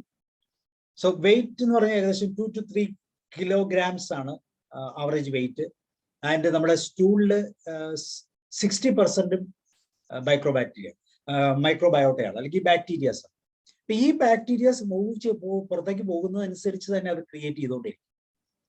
ഇതിലൂടെ ഉണ്ടാകുന്ന ഒരു കെമിക്കൽ പ്രോസസ്സാണ് ഗ്യാസ് ആയിട്ട് നമുക്ക് മുകളിൽ കൂടെ താഴെ കൂടെ പോകും. അപ്പൊ ഇതെല്ലാം ഈ ഒരു മൈക്രോ ഓർഗാനിസത്തിന്റെ സ്ട്രക്ചറാണ്. ഇതിലൂടെയാണ് നമ്മൾ മുന്നോട്ട് പോകുന്നത്. ഇനി എന്താണ് അതിന്റെ ചില പ്രത്യേകതകൾ കൊണ്ട് നോക്കാം. Your microbiota is unique to you like your fingerprint. ഇപ്പൊ നമ്മളിലുള്ള മൈക്രോബയോട്ട, മൈക്രോബയോം എന്ന് പറയുന്നത് യുണീക്കാണ്, നമ്മുടെ ഫിംഗർ പ്രിന്റ് പോലെ. സം റിലേഷൻസ് ഉണ്ട് നമ്മുടെ ഫാമിലി മെമ്പേഴ്സുമായിട്ട്. നമുക്ക് എന്നാലും ശ്രദ്ധിച്ചു നോക്കും, രാവിലത്തെ ബ്രേക്ക്ഫാസ്റ്റിന് എല്ലാവരും ഒരേ ഫുഡ് തന്നെയാണ് ഇഷ്ടപ്പെടുന്നത്. ഇന്ന് ഇഡലി, നാളെ ഇത് ഇഡലി തന്നെയാണോ എന്ന് ചോദിക്കുന്ന ഒരു സിസ്റ്റം ഉണ്ട്. അപ്പം എല്ലാ ഫാമിലി മെമ്പേഴ്സും ഈ മൈക്രോബയോംസുമായിട്ട് കണക്റ്റഡ് ആണ് എന്ന് പറയാൻ പറ്റത്തില്ല. പക്ഷേ there is some relationship. Nurturing, shaping of our microbes is important. അപ്പൊ നമ്മൾ തന്നെയാണ് ഈ മൈക്രോബ്സിനെ നർച്ചർ ചെയ്യേണ്ടത്, ഷേപ്പ് ചെയ്യേണ്ടത്. എന്തിനാണ്? നമ്മുടെ ഫിസിക്കൽ ആൻഡ് മെന്റൽ ഹെൽത്തിന്റെ ആ സ്റ്റെബിലിറ്റിക്ക് വേണ്ടിയാണ്. So degradation of carbs, vegetables, nutrients and providing fatty acids to keep us healthy and can only produce by microbiomes. Microbiomes ആണ് ഇതിനെല്ലാം കാരണമാകുന്നത്. എവിടെ നിന്നാണ് ഇത് കിട്ടുന്നത്? ഇത് നമുക്ക് കിട്ടുന്നത് നമ്മുടെ സറൗണ്ടിങ്സ് നിന്നാണ്, നമ്മുടെ അച്ഛനിൽ നിന്നും അമ്മയിൽ നിന്നും ഒക്കെ കിട്ടും. ആദ്യമായിട്ട് എവിടെ നിന്നാണ് കിട്ടുന്നത്? ബ്രസ്റ്റ് മിൽക്കിൽ നിന്നാണ്. ബ്രസ്റ്റ് മിൽക്കിൽ നിന്നാണ് നമുക്ക് ആദ്യത്തെ സപ്ലൈ തന്നെ കിട്ടുന്നത്. ഓക്കെ, ഓഫ്കോഴ്സ് ഡെലിവറി ടൈമിലുള്ള സമയത്തുണ്ടാകുന്ന ആ ചേഞ്ചസ് നിന്നൊക്കെ കിട്ടുന്നുണ്ട്. എങ്കിലും ബ്രസ്റ്റ് മിൽക്ക് അതിന് ഒരു ആഡഡ് എന്താ പറയുന്ന ഒരു പ്രൊവിഷനാണ്. അതുകൊണ്ടാണ് കൂടുതൽ ബ്രസ്റ്റ് നമ്മൾ പറയുന്നത് ബ്രസ്റ്റ് ഫീഡിങ് എന്ന് പറയുന്നത് നല്ലതാണ്, അത് ക്യാൻസർ വരാതിരിക്കാനുള്ള സാധ്യതകൾ ഉണ്ടാകുന്നു എന്ന് പറയുമ്പോൾ there is some similarity like this. So അപ്പൊ അതിന്റെ ആ വോളിയം ഓഫ് മൈക്രോബയോംസ് കിട്ടുന്നതിന്റെ ആ ഒന്നാമത്തെ തലം എന്ന് പറയുന്നത് തന്നെ. ഇനി നമ്മൾ ഇതെല്ലാം ചെയ്യുന്നത് ഈ സിസ്റ്റം തന്നെ ഒരു ഹോമിയോസ്റ്റാസിസ് എന്ന് പറയുന്ന ഒരു സ്റ്റെബിലിറ്റിക്ക് വേണ്ടിയാണ്. നമ്മുടെ സൈക്കോളജിക്കലും ഫിസിയോളജിക്കലുമായ ഒരു സ്റ്റേറ്റ് ഓഫ് സ്റ്റെബിലിറ്റിയിലേക്ക് നമ്മുടെ സിസ്റ്റത്തെ അല്ലെങ്കിൽ നമ്മുടെ ബോഡിയെ എത്തിക്കുക എന്നുള്ളതാണ് ഈ പ്രോസസ്സിന്റെ എല്ലാം ഉദ്ദേശം. ബ്രെയിൻ ആണ് ഇതിന്റെ control. Activities of body including food digestion, drinking, sleep cycles, temperature, blood pressure and more and എന്തൊക്കെ ആക്ടിവിറ്റീസ് നമ്മളെ ഓട്ടോമാറ്റിക്കായിട്ട് നടക്കുന്നുണ്ടോ അല്ലെങ്കിൽ വിൽഫുൾ ആയിട്ട് നടക്കുന്നുണ്ടോ അതിന്റെ എല്ലാത്തിന്റെയും ഒരു കൺട്രോൾ, ഒരു ഹോമിയോസ്റ്റാസിസ്, ഒരു ബാലൻസ് ആണ്, ഒരു കെമിക്കൽ അല്ലെങ്കിൽ ഒരു സിസ്റ്റം ബാലൻസ് ആണ്. ഇതിലൂടെ ഇത് അച്ചീവ് ചെയ്യുന്നത് ഹോർമോൺസ് ആൻഡ് ന്യൂറോ ട്രാൻസ്മിറ്റേഴ്സിനെ ബേസ് ചെയ്തിട്ടാണ്. നമ്മുടെ ശരീരത്തിൽ നിന്ന് ഹോർമോൺസ് ഉണ്ടാകാം, ന്യൂറോ ട്രാൻസ്മിറ്റേഴ്സ് ഉണ്ടാകാം. പക്ഷേ ഹോർമോൺസ് എല്ലാം നമ്മുടെ ബോഡി ഡെവലപ്പ് ചെയ്യുന്നതാണെങ്കിൽ പല ന്യൂറോ ട്രാൻസ്മിറ്റേഴ്സും നമ്മൾ ബോഡിയിൽ നിന്ന് അപ്പാർട്ടായിട്ട് ഉണ്ടാകും. ദാറ്റ് മീൻസ് ഫ്രം ഡയറ്റിൽ നിന്ന് തന്നെ ഉണ്ടാക്കി. So the travel through the blood streams from the brain to body and back. അപ്പൊ ഈ ന്യൂറോ ട്രാൻസ്മിറ്റേഴ്സ് അല്ലെങ്കിൽ ഹോർമോൺസ് ഇതാണ് നമ്മളെ ഈ ഹോമിയോസ്റ്റാസിസിൽ നിർത്തുന്നത്. നമ്മളെ സ്റ്റെബിലിറ്റി കീപ്പ് ചെയ്ത് നിർത്താൻ നമ്മളെ സഹായിക്കുന്നുണ്ടെങ്കിൽ അതിൽ ഏറ്റവും പ്രധാനപ്പെട്ട ഒരു റീസൺ എന്ന് പറയുന്നത് ഈ എക്സാക്റ്റ് ആയിട്ടുള്ള ഈ ഒരു തലം. ഇനി നമുക്ക് പ്രധാനമായിട്ട് നമ്മുടെ ഗട്ട് ബ്രെയിനിലുള്ള ചില മെറ്റാബോളിസത്തിന്റെ തലങ്ങളെ കുറിച്ച് സംബന്ധിച്ചിരിക്കും. നമുക്കറിയാം, നമുക്ക് ഏറ്റവും ഇമ്പോർട്ടൻ്റ് ആയിട്ടുള്ളത് ഡോപ്പമൈൻ, അതുപോലെ തന്നെ സെറട്ടോണിൻ, ഗാബ, ഇങ്ങനെയൊക്കെയുള്ള കുറെ ന്യൂറോ ട്രാൻസ്മിറ്റേഴ്സ് നമ്മുടെ ശരീരത്തിന് ആവശ്യമാണ്. പ്രധാനമായിട്ട് ഇതെങ്ങനെ gut bacteria microbiota produces neurotransmitters such as serotonin, dopamine, melatonin and GABA. ഇതിനെല്ലാത്തിന്റെയും എന്തിനാണ് ഇത് ഉപയോഗിക്കുന്നത് നമുക്ക് വളരെ കൃത്യമായിട്ട് അറിയാം. ഓരോന്നിന്റെയും ഫങ്ഷൻസ് നമുക്കറിയാം. ഡോപ്പമൈൻ എന്ന് പറയുന്നത് ഒരു പ്ലഷർ കെമിക്കലാണ്. നമുക്ക് ശരീരം ഒന്ന് നടക്കണം, ഒന്ന് ഊർജ്ജസ്വലമായിട്ട് മുന്നോട്ട് പോകണം, അല്ലെങ്കിൽ ഒരു മോട്ടോർ മൂവ്മെന്റ് വേണം, അങ്ങനെയുള്ള ചലനങ്ങളെല്ലാം തരുന്ന ഡോപ്പമൈൻ പവറാണ്. അപ്പോൾ ഒരു മെലറ്റോണിൻ എന്ന് പറയുന്നത് നമ്മുടെ ഉറക്കത്തെ കൺട്രോൾ ചെയ്യുന്നതാണ്, സ്ലീപ്പ് സൈക്കിൾസിനെ ബാലൻസ് ചെയ്യുന്നതാണ് മെലറ്റോണിൻ. സെറട്ടോണിൻ നമ്മുടെ മൂഡിനെ ശ്രദ്ധിക്കുന്നതാണ്, മൂഡ് സ്വിംഗ്, ഡിപ്രഷൻ. സെറട്ടോണിന്റെ അളവ് കുറഞ്ഞു കഴിഞ്ഞാൽ നാച്ചുറൽ ആയിട്ട് നമുക്ക് ഒരു കാംനെസ് ഉണ്ടാക്കുന്നതാണ് സെറട്ടോണിൻ. ആ കാംനെസ് ഒരു ബാലൻസിലാണ്. ഹോമിയോസ്റ്റാസിസ് പോലെ ബാലൻസ് പോലെ ഒരു സൈക്കോളജിക്കൽ ബാലൻസ് നിൽക്കണം. ആ ബാലൻസ് നിന്നാൽ മാത്രമേ മൈൻഡിന് പ്രവർത്തിക്കാൻ സാധിക്കൂ. മൈൻഡിന്റെ പ്ലാറ്റ്ഫോം അത് നമുക്ക് റെക്കഗ്നൈസ് ചെയ്യുന്ന തരത്തിലേക്ക് അല്ലെങ്കിൽ നമുക്ക് ഇൻഫർമേഷൻ കൊടുക്കാൻ പറ്റുന്ന തലത്തിലേക്ക് ആകണമെങ്കിൽ ഈ പറയുന്ന ന്യൂറോ ട്രാൻസ്മിറ്റേഴ്സ് എല്ലാം ഒരു നല്ല ലെവലിൽ നിൽക്കണം. അതുപോലെ ഗാബ, അതൊരു ഡൈജസ്റ്റീവ് സിസ്റ്റം ഡെവലപ്പ് ചെയ്യുന്ന ഒരു ന്യൂറോ ട്രാൻസ്മിറ്റർ ആണ്. ഇതിനെല്ലാം പ്രധാനമായിട്ട് ഇതിനെല്ലാം മൂഡ് ഡെവലപ്പ് ചെയ്യുന്ന അല്ലെങ്കിൽ മൂഡ് സ്റ്റെബിലൈസ് ചെയ്യുന്ന ഒരു ഹോർമോൺ ആയിട്ടാണ് ഇതിനെ കാണുന്നത്.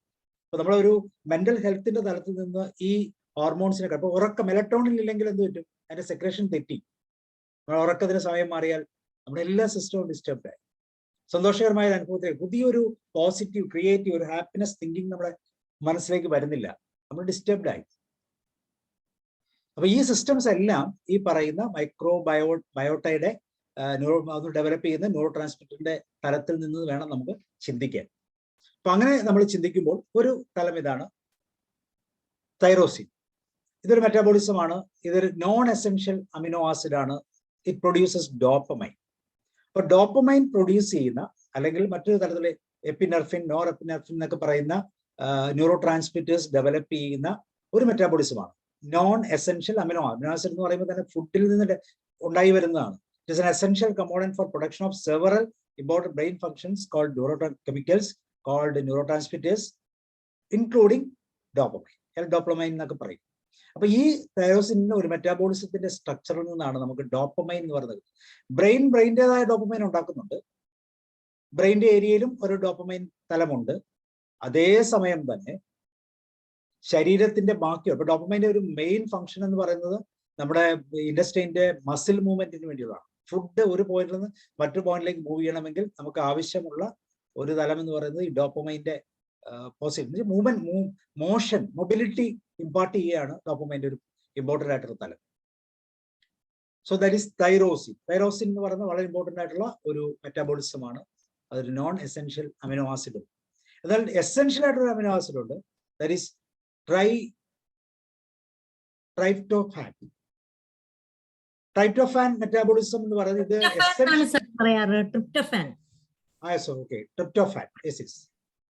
ട്രിപ്റ്റോഫാൻ എന്ന് പറയുന്നത് ഒരു അമിനോ ആസിഡ് ആണ്. ഇതൊരു എസെൻഷ്യൽ അമിനോ ആസിഡ് ആണ്. ഇത് നമുക്ക് തരുന്നത് സെറട്ടോണിനും അതുപോലെ തന്നെ മെലറ്റോണിനും. ഇത് ഒരിക്കലും ബോഡി ഡെവലപ്പ് ചെയ്യുന്നില്ല, പകരം ഡയറ്റാണ്. നമുക്ക് 95% സെറട്ടോണിൻ ഡെവലപ്പ് ചെയ്യുന്നത് ഗട്ടാണ്, ഗട്ട് ആക്സസിൽ നിന്നാണ്. അപ്പൊ ട്രിപ്റ്റോഫാൻ എന്ന് പറയുന്ന ഈ മെറ്റാബോളിസം, അതിലൂടെ നമുക്ക് കിട്ടുന്ന ന്യൂറോ ട്രാൻസ്മിറ്റർ സെറട്ടോണിൻ ആൻഡ് മെലറ്റോണിനാണ്. അപ്പൊ ഇങ്ങനെയുള്ള ന്യൂറോ ട്രാൻസ്മിറ്റർ എല്ലാം ഡെവലപ്പ് അല്ലെങ്കിൽ പ്രൊഡ്യൂസ് ചെയ്യുന്നത് നമ്മളുടെ ഗട്ട് ആക്സസിൽ നിന്നാണ്. അതുകൊണ്ട് തന്നെ ഈ ഗട്ട് ആക്സസ് വളരെയധികം ഇമ്പോർട്ടൻ്റ് ആണ്. നമുക്ക് വേണ്ട എല്ലാ തരത്തിലുള്ള സെറട്ടോണിൻ, ഡോപ്പമൈൻ, അതുപോലെ മെലറ്റോണിൻ, അതുപോലെ തന്നെ ഗാബ, ഇങ്ങനെയുള്ള ന്യൂറോ ട്രാൻസ്മിറ്റേഴ്സ് എല്ലാം നമ്മുടെ ബോഡിയെ ഒരു മെന്റൽ ഹെൽത്തി പൊസിഷൻ, മെന്റൽ മാത്രമല്ല ഫിസിക്കൽ ആൻഡ് മെന്റൽ ഹെൽത്തി പൊസിഷനിലേക്ക് നമ്മളെ കീപ്പ് ചെയ്ത് വെക്കാനുള്ള ഏറ്റവും ഇമ്പോർട്ടൻ്റ് ആയിട്ടുള്ള ആ ഒരു പ്ലാറ്റ്ഫോം ക്രിയേറ്റ് ചെയ്യുന്നത് തന്നെ നമ്മുടെ ഗട്ട് ആക്സസ്. അപ്പൊ ഈ ഗട്ട് ആക്സസിന്റെ തലം അത് നമുക്ക് എങ്ങനെ ബെറ്റർ ആക്കി കീപ്പ് ചെയ്യാം, എന്തൊക്കെ ഫുഡുകൾ കഴിക്കാം, ഏതൊക്കെയാണ് ആ ഫുഡിന്റെ പ്രത്യേകതകൾ, ഇതെല്ലാം നമ്മളൊന്ന് ഒരു അവയർനെസിന്റെ തലത്തിൽ നിന്നുകൊണ്ട് മനസ്സിലാക്കിയാൽ ഈ ന്യൂറോ ട്രാൻസ്മിറ്റർ എല്ലാം ബോഡി ഡെവലപ്പ് ചെയ്യാനുള്ള ആ സിസ്റ്റം നമുക്ക് ഇൻപുട്ടായിട്ട് കൊടുക്കാൻ സാധിക്കും. അപ്പൊ അങ്ങനെ ഒരു തലത്തിലെത്തിയാൽ തീർച്ചയായും നമ്മുടെ മെന്റൽ സ്റ്റെബിലിറ്റി കിട്ടാനുള്ള ആദ്യത്തെ പ്ലാറ്റ്ഫോം ക്ലിയർ ആയി. രണ്ടാമത്തെ പ്ലാറ്റ്ഫോം തീർച്ചയായിട്ടും നമ്മുടെ മൈൻഡാണ്, നമ്മുടെ അവയർനെസ് ആണ്, നമ്മുടെ തിരിച്ചറിവാണ്. നമ്മൾ ദേഷ്യപ്പെടണമോ സന്തോഷിക്കണമോ അതോ വറീഡ് ആകണമോ എന്നൊക്കെ തീരുമാനിക്കുന്ന ഒരു അവയർനെസ്സിന്റെ തല നമുക്കുണ്ട്. അതിനെ കൂടുതൽ കറക്റ്റായിട്ട് നമ്മൾ ബാലൻസ് ചെയ്യുമ്പോൾ ഇങ്ങനെയുള്ള തലങ്ങൾ ശരിയാകുന്നില്ലെങ്കിൽ തീർച്ചയായിട്ടും അവിടെ ഒരു പ്രോബ്ലം ഉണ്ടാവും. Now there are some diet procedures കൂടെ ഉണ്ട്. ഡോപ്പമൈൻ, സന്തോഷത്തിന്റെ ആ പ്ലഷർ കെമിക്കൽ നമുക്ക് ആവശ്യമുണ്ടെങ്കിൽ നമുക്ക് ഇതുപോലത്തെ കുറച്ച് ഡയറ്റുകൾ ഫോളോ ചെയ്യാം. Dairy foods like milk, cheese and yogurt. തീർച്ചയായിട്ടും നമ്മുടെ ബയോംസിനെ, മൈക്രോബയോട്ടയെ എൻകറേജ് ചെയ്യുന്ന അല്ലെങ്കിൽ അതിനെ നിലനിൽക്കാൻ സഹായിക്കുന്ന തരത്തിലുള്ള പ്രോബയോട്ടിക്സ് അടങ്ങുന്ന ഫുഡ്സ് ആയിരിക്കും ഏറ്റവും കൂടുതൽ നല്ലത്. മൈക്രോബയോഡായിട്ട് നഷ്ടപ്പെട്ടു പോകും. അങ്ങനെ മൈക്രോബയോട്ട നഷ്ടപ്പെട്ടു പോയി കഴിഞ്ഞാൽ പിന്നെ അത് ഡെവലപ്പ് ചെയ്ത് വരാനുള്ള ആ സമയം തീർച്ചയായിട്ടും നമ്മുടെ ഈ ന്യൂറോ ട്രാൻസ്മിറ്ററിന്റെ തലങ്ങളെല്ലാം ഒരു പ്രോബ്ലത്തിലാവും. അതൊന്ന് റിക്കവർ ചെയ്ത് വരാൻ ശരിക്കും നമ്മൾ ശ്രദ്ധിച്ചു നോക്കിയാൽ ഒരു പനി വരും, ആന്റിബയോട്ടിക് കഴിക്കും, എത്ര നാളെടുക്കും ഒന്ന് നോർമലായി വരാൻ? നമ്മുടെ ആന്റിബയോട്ടിക് കഴിയുമ്പോൾ നാച്ചുറലായിട്ടും നമ്മുടെ ബയോട്ട എല്ലാം ഡൗൺ ആവും അല്ലെങ്കിൽ നഷ്ടപ്പെട്ടു പോകും. അപ്പൊ അവിടെ നിന്ന് അത് ഒന്ന് വിശപ്പായി വരിക എന്ന് നമ്മൾ കൃത്യമായിട്ട് പറയാം. ഒന്ന് വിശപ്പായി വരാനുള്ള ഒരു സമയം. അപ്പൊ അത് മേക്ക് ചെയ്യാൻ അതിനുവേണ്ടി നമുക്ക് നമ്മുടേതായ ഒരു ഡോപ്പമൈൻ ഡയറ്റ് അപ്ലൈ ചെയ്യാം.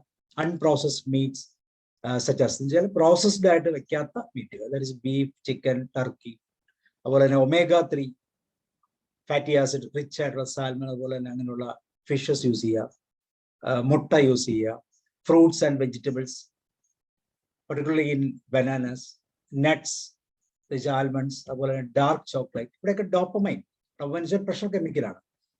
ബ്രെയിനിനെ സംബന്ധിച്ചോളം ബ്രെയിനിന് ആവശ്യമുള്ള കെമിക്കൽസ് ഒക്കെ അവിടെ ഉണ്ടാക്കുന്നുണ്ട്. പക്ഷെ ഒരിക്കലും ഈ നമ്മുടെ ബ്ലഡ് ബ്രെയിൻ ബാരിയർ എന്ന് പറഞ്ഞൊരു ബാരിയർ ഉള്ളിടത്തോളം കാലം ബോഡിയിൽ ഉണ്ടാക്കുന്ന ഒന്നും ബ്രെയിനിലേക്ക് എത്തുന്നില്ല. ഇതിന്റെ ട്രാൻസ്മിഷൻ നടക്കുന്നത് മുഴുവൻ തന്നെ എന്ത് വഴിയാണ്? ബ്ലഡ് വഴിയാണ്. പക്ഷെ അവിടെ ഒരു ബാരിയർ ഉണ്ട്. ആ ബാരിയർ ഉണ്ട്. പക്ഷെ നമുക്കറിയാം ഒരു പറമ്പിൽ ഒരു കിണറുണ്ട്, തൊട്ടടുത്തൊരു കുളമുണ്ട്. ഇതിന്റെ വെള്ളത്തിന്റെ ബാലൻസ് എപ്പോഴും ഒന്ന് തന്നെയായിരിക്കും. അത് നമ്മൾ ബാലൻസ് ആയിട്ട് തന്നെ കീപ്പ് ചെയ്യണം. ഒരിടത്ത് കൂടുതൽ ഒരിടത്ത് കുറവുമാകാൻ സാധ്യത. ഇത് പറയുന്ന പോലെ ഗട്ടിലുള്ള ഈ ഡോപ്പമൈൻ്റെ ലെവലും ബ്രെയിനിലുള്ള ലെവലും ബാലൻസ്ഡ് ആയി നിൽക്കാൻ നമ്മൾ കൊടുക്കേണ്ട ഒരു ഡയറ്റ്. സോ ഡാർക്ക് ചോക്ലേറ്റ് ഇങ്ങനെയുള്ള കെമിക്കൽസ് ഡയറ്റ് സിസ്റ്റംസ് നമുക്ക് ഉപയോഗിക്കാം. പ്രത്യേകിച്ച് മൈക്രോബയോംസിനെ കൃത്യമായിട്ടും എൻകറേജ് ചെയ്യുന്ന, നമ്മൾ കഴിക്കുന്ന ഫുഡ് പോലും മൈക്രോബയോംസ് ഇഷ്ടപ്പെടുന്നതാണ്. നമ്മളിങ്ങനെ ചോദിക്കുക എന്തുകൊണ്ടാണ് എലിയെ പൂച്ച എപ്പോഴും എലിയെ പിടിക്കുന്നത്? നല്ല ഫുഡ് നമ്മൾ കൊടുത്താൽ പോലും ഒരു എലിയെ കണ്ടാൽ ഈ ഫുഡൊക്കെ ഇട്ടിട്ട് തീർച്ചയായിട്ടും പൂച്ച അതിന്റെ പുറകെ പോകും. അതിന്റെ റീസൺ ഉണ്ട്. അതിന്റെ റീസൺ അതിന്റെ അകത്തുള്ള ഈ മൈക്രോബയോംസ് എന്ന് പറയുന്ന പോലെ ഈ മൈക്രോബയോംസിനെ പ്രൊട്ടക്ട് ചെയ്യുക എന്നുള്ളത് നമ്മളുടെയും ഒരു തലമാണ്. അതുപോലെ ഡോപ്പമൈൻ, സെറട്ടോണിൻ നാച്ചുറലായിട്ട് ബൂസ്റ്റ് ചെയ്യാൻ പറ്റുന്ന ചില മെത്തേഡുകൾ, ഇതെല്ലാം നമ്മൾ യൂസ് ചെയ്യുന്നതാണ്. Exercise, regular exercise for at least 30 minutes, spend time in nature, nutrition, meditation, gratitude, അതുപോലെ എസെൻഷ്യൽ ഓയിൽസ്, ഗോൾ അച്ചീവ്മെന്റ്സ് മറ്റൊന്നുമല്ല, നമ്മൾ നേടുന്നതെല്ലാം നേടി എന്ന് നമുക്ക് അഷ്വർ ചെയ്യാൻ പറ്റും. ഒരു പ്ലഷർ കെമിക്കൽ നമുക്ക് നമ്മുടെ ശരീരത്തിൽ അതുകൊണ്ട് ഉണ്ടാകണം. ഹാപ്പി മെമ്മറീസ്, തീർച്ചയായിട്ടും ഈ ഹാപ്പി മെമ്മറീസ് ഓർക്കുക, ഹാപ്പി മെമ്മറീസ് ഉള്ളത് പോകുക. കാരണം ഇതെല്ലാം ഈ പറയുന്ന ഡോപ്പമൈനും സെറട്ടോണിനും ഇങ്ങനെയുള്ള ന്യൂറോ കെമിക്കൽസ് നമ്മുടെ ശരീരത്തിലേക്ക് നാച്ചുറൽ ആയിട്ട് തരാൻ കഴിവുള്ളതാണ്. അത് ബ്രെയിനിന്റെ തലത്തിലാണെങ്കിൽ ഡയറ്റിൽ നിന്ന് നമ്മൾ എന്ത് ചെയ്യണം? പ്രോപ്പർ ന്യൂട്രീഷ്യസ് ആയിട്ടുള്ള ഫുഡ് കഴിച്ച് ഇതിനെ ബാലൻസ് ചെയ്യും. അപ്പൊ അങ്ങനെ ഈ രണ്ട് തലങ്ങളിലും നമ്മുടെ മൈൻഡിന്റെ പ്ലാറ്റ്ഫോം, ബ്രെയിനിന്റെ സോഫ്റ്റ്വെയർ ആയ മൈൻഡിന്റെ പ്ലാറ്റ്ഫോമിനെ എത്രമാത്രം നമ്മൾ കൃത്യതയോടെ കീപ്പ് ചെയ്യുന്നുണ്ടോ അത്രമാത്രം അവിടെ സന്തോഷവും സങ്കടവും ആവശ്യമാണ്. ജീവിതത്തിൽ സങ്കടവും ആവശ്യമാണ്. സന്തോഷവും സങ്കടവും എല്ലാ തരത്തിലുള്ള ഇമോഷൻസും അതുപോലെ തന്നെ ഫീലിങ്സും കൃത്യമായിട്ട് മൂവ് ചെയ്യാം. തീർച്ചയായിട്ടും ഒരു കയറ്റമുണ്ടെങ്കിൽ ഇറക്കമുണ്ട് എന്ന് പറയുന്ന പോലെ എല്ലാം കൂടി ചേർന്നതാണ് ഒരു ലൈഫ് എന്ന് പറയുന്നത്. അതുകൊണ്ട് ഇതിന്റെ ഈ ട്വിസ്റ്റ് കൃത്യമായിട്ട് മനസ്സിലാക്കാനും അത് ബോഡി ഓട്ടോമാറ്റിക്കായിട്ട് ചെയ്യാനുമുള്ള ഒരു പ്ലാറ്റ്ഫോം നമ്മൾ ഉണ്ടാക്കി കൊടുക്കുക എന്നുള്ളതാണ് നമ്മളെ സംബന്ധിച്ചോളം ഏറ്റവും ഇമ്പോർട്ടൻ്റ് ആയിട്ട് ചെയ്യുന്നത്. അപ്പൊ ആ ഒരു തലത്തിൽ നമ്മൾ ചിന്തിക്കുമ്പോൾ തീർച്ചയായിട്ടും ഗട്ട് ബ്രെയിൻ ആക്സസ് എന്ന് പറയുന്ന ആ ഒരു ആക്സസ് എത്രമാത്രം ശ്രദ്ധയോടെ നമ്മൾ ഡെവലപ്പ് ചെയ്യണം, അങ്ങനെ ഡെവലപ്പ് ചെയ്യാൻ വേണ്ടി നമ്മൾ എന്തൊക്കെയാണ് ചെയ്യേണ്ടത് എന്നെല്ലാം നമ്മളിങ്ങനെ പറഞ്ഞു. ജസ്റ്റ് ഒന്ന് റിവൈസ് ചെയ്യാം. നമുക്ക് 2 ബ്രെയിൻസ് ഉണ്ട്. One is our normal brain and is gut brain. ഈ ഗട്ട് ബ്രെയിനും അതുപോലെ തന്നെ ഒറിജിനൽ ബ്രെയിനും തമ്മിലൊരു ഗട്ട് ബ്രെയിൻ ആക്സസ് ഉണ്ട്. ഒരു സെക്കൻഡ് ബ്രെയിൻ അല്ലെങ്കിൽ ബോഡി ബ്രെയിൻ ഉണ്ട്. അത് തമ്മിലൊരു ആക്സസ് എപ്പോഴും നമ്മൾ വാഗസ് നെർവ് വഴിയാണ്. ഏകദേശം 20% ഇൻഫർമേഷൻ വാഗസ് നെർവ് വഴി ബ്രെയിനിൽ നിന്ന് ഗട്ടിലേക്ക് കിട്ടുമ്പോൾ 80% ഇൻഫർമേഷൻസ് ഗട്ട് ആക്സസിൽ നിന്ന് ബ്രെയിൻ ആക്സസിലേക്ക് പോകുന്നുണ്ട്. അപ്പൊ അതുകൊണ്ട് തന്നെ വാഗസ് നെർവിലൂടെ പോകുന്ന കമ്മ്യൂണിക്കേഷൻസ് ഒക്കെ വളരെ ഇമ്പോർട്ടൻ്റ് ആണ് നമ്മൾ മനസ്സിലാക്കുക. പോസിറ്റീവ് ആയിട്ടുള്ള ഇൻഫർമേഷൻസ് കൊടുക്കാൻ നമുക്ക് സാധിക്കുക. ഗട്ട് എന്ന് പറഞ്ഞ ഒരു ഫുൾ ഫ്ലെഡ്ജ് ബ്രെയിൻ ആണെന്ന് പറഞ്ഞു. ഡിസിഷൻസ് എടുക്കുന്നു, അതായത് ഇമോഷണൽ ലിംബിക് സിസ്റ്റവുമായിട്ട് ചേർന്ന് ഡിസിഷൻ എടുക്കാൻ പ്രാപ്തിയുള്ള ഒരു നെറ്റ്വർക്ക് സിസ്റ്റമാണത്. ഇതിനെ ഒരു 3 ട്രയാങ്കുലർ സ്റ്റെബിലിറ്റി സിസ്റ്റത്തിൽ പറയാൻ ടേസ്റ്റ്, റിവാർഡ് ആൻഡ് എനർജി, 3 തലത്തിൽ ഇതിനെ നമുക്ക് കണക്ട് ചെയ്ത് കീപ്പ് ചെയ്യാം. നമ്മൾ എന്ത് കഴിക്കുന്നോ അത് തന്നെയാണ് നമ്മൾ. So you are what you eat. അപ്പൊ അതിനൊരു മെക്കാനിസം ഉണ്ട്. ആ മെക്കാനിസത്തെ ഹെൽത്തി ആയിട്ട് കീപ്പ് ചെയ്യുക. ഹെൽത്തി ഗട്ട് ഫീലിങ്സ് നമുക്ക് ഉണ്ടാക്കിയെടുക്കുക. ഓട്ടോമാറ്റിക്കായിട്ട് നമ്മൾ ന്യൂറോ ട്രാൻസ്മിറ്ററിന്റെ സെക്രേഷൻസ് ഒക്കെ കറക്റ്റ് ആകും. നമുക്ക് ആവശ്യമുള്ള ന്യൂറോ ട്രാൻസ്മിറ്റർ കൃത്യമായിട്ട് നമുക്ക് ലഭിക്കും. ബ്രെയിൻ ബാലൻസ്ഡ് ആവും, ബ്രെയിനിൽ ജോലി കുറയും. അതനുസരിച്ച് നമ്മുടെ ബാക്കിയുള്ള സിസ്റ്റംസ് എല്ലാം പോസിറ്റീവ് ആവും. ലീക്കി ഗട്ട് സിസ്റ്റത്തിലേക്ക് പോകാതിരിക്കുക. ഓട്ടോ ഇമ്മ്യൂൺ സിസ്റ്റം പ്രോബ്ലം ഉണ്ടാകും, ഡയബറ്റിക്സ് ഉണ്ടാകാം, ന്യൂറോ ഡീജനറേറ്റീവ് പ്രോബ്ലംസ് ഉണ്ടാകാം, ഇമോഷണൽ ഇഷ്യൂസ് ഉണ്ടാകാം. അപ്പൊ ഇതെല്ലാം ലീക്കി ഗട്ട് ബ്രെയിൻ ആണ്. പലപ്പോഴും കോർട്ടിസോൾ പോലെ അഡ്രിനാലിൻ പോലുള്ള ഹോർമോൺസ് പലപ്പോഴും ആ ഒരു സിസ്റ്റത്തിലേക്ക് നമ്മളെ കൊണ്ട് എത്തിക്കാറുണ്ട്. ദേഷ്യം, സങ്കടം, വൈരാഗ്യം, പക, വെറുപ്പ്, ഇങ്ങനെയുള്ള തലങ്ങൾ. പിന്നെ നമ്മളെ നിയന്ത്രിക്കുന്നത് തീർച്ചയായിട്ടും ഗട്ട് ബാക്ടീരിയ ആണ്, മൈക്രോബയോംസ് ആണ്.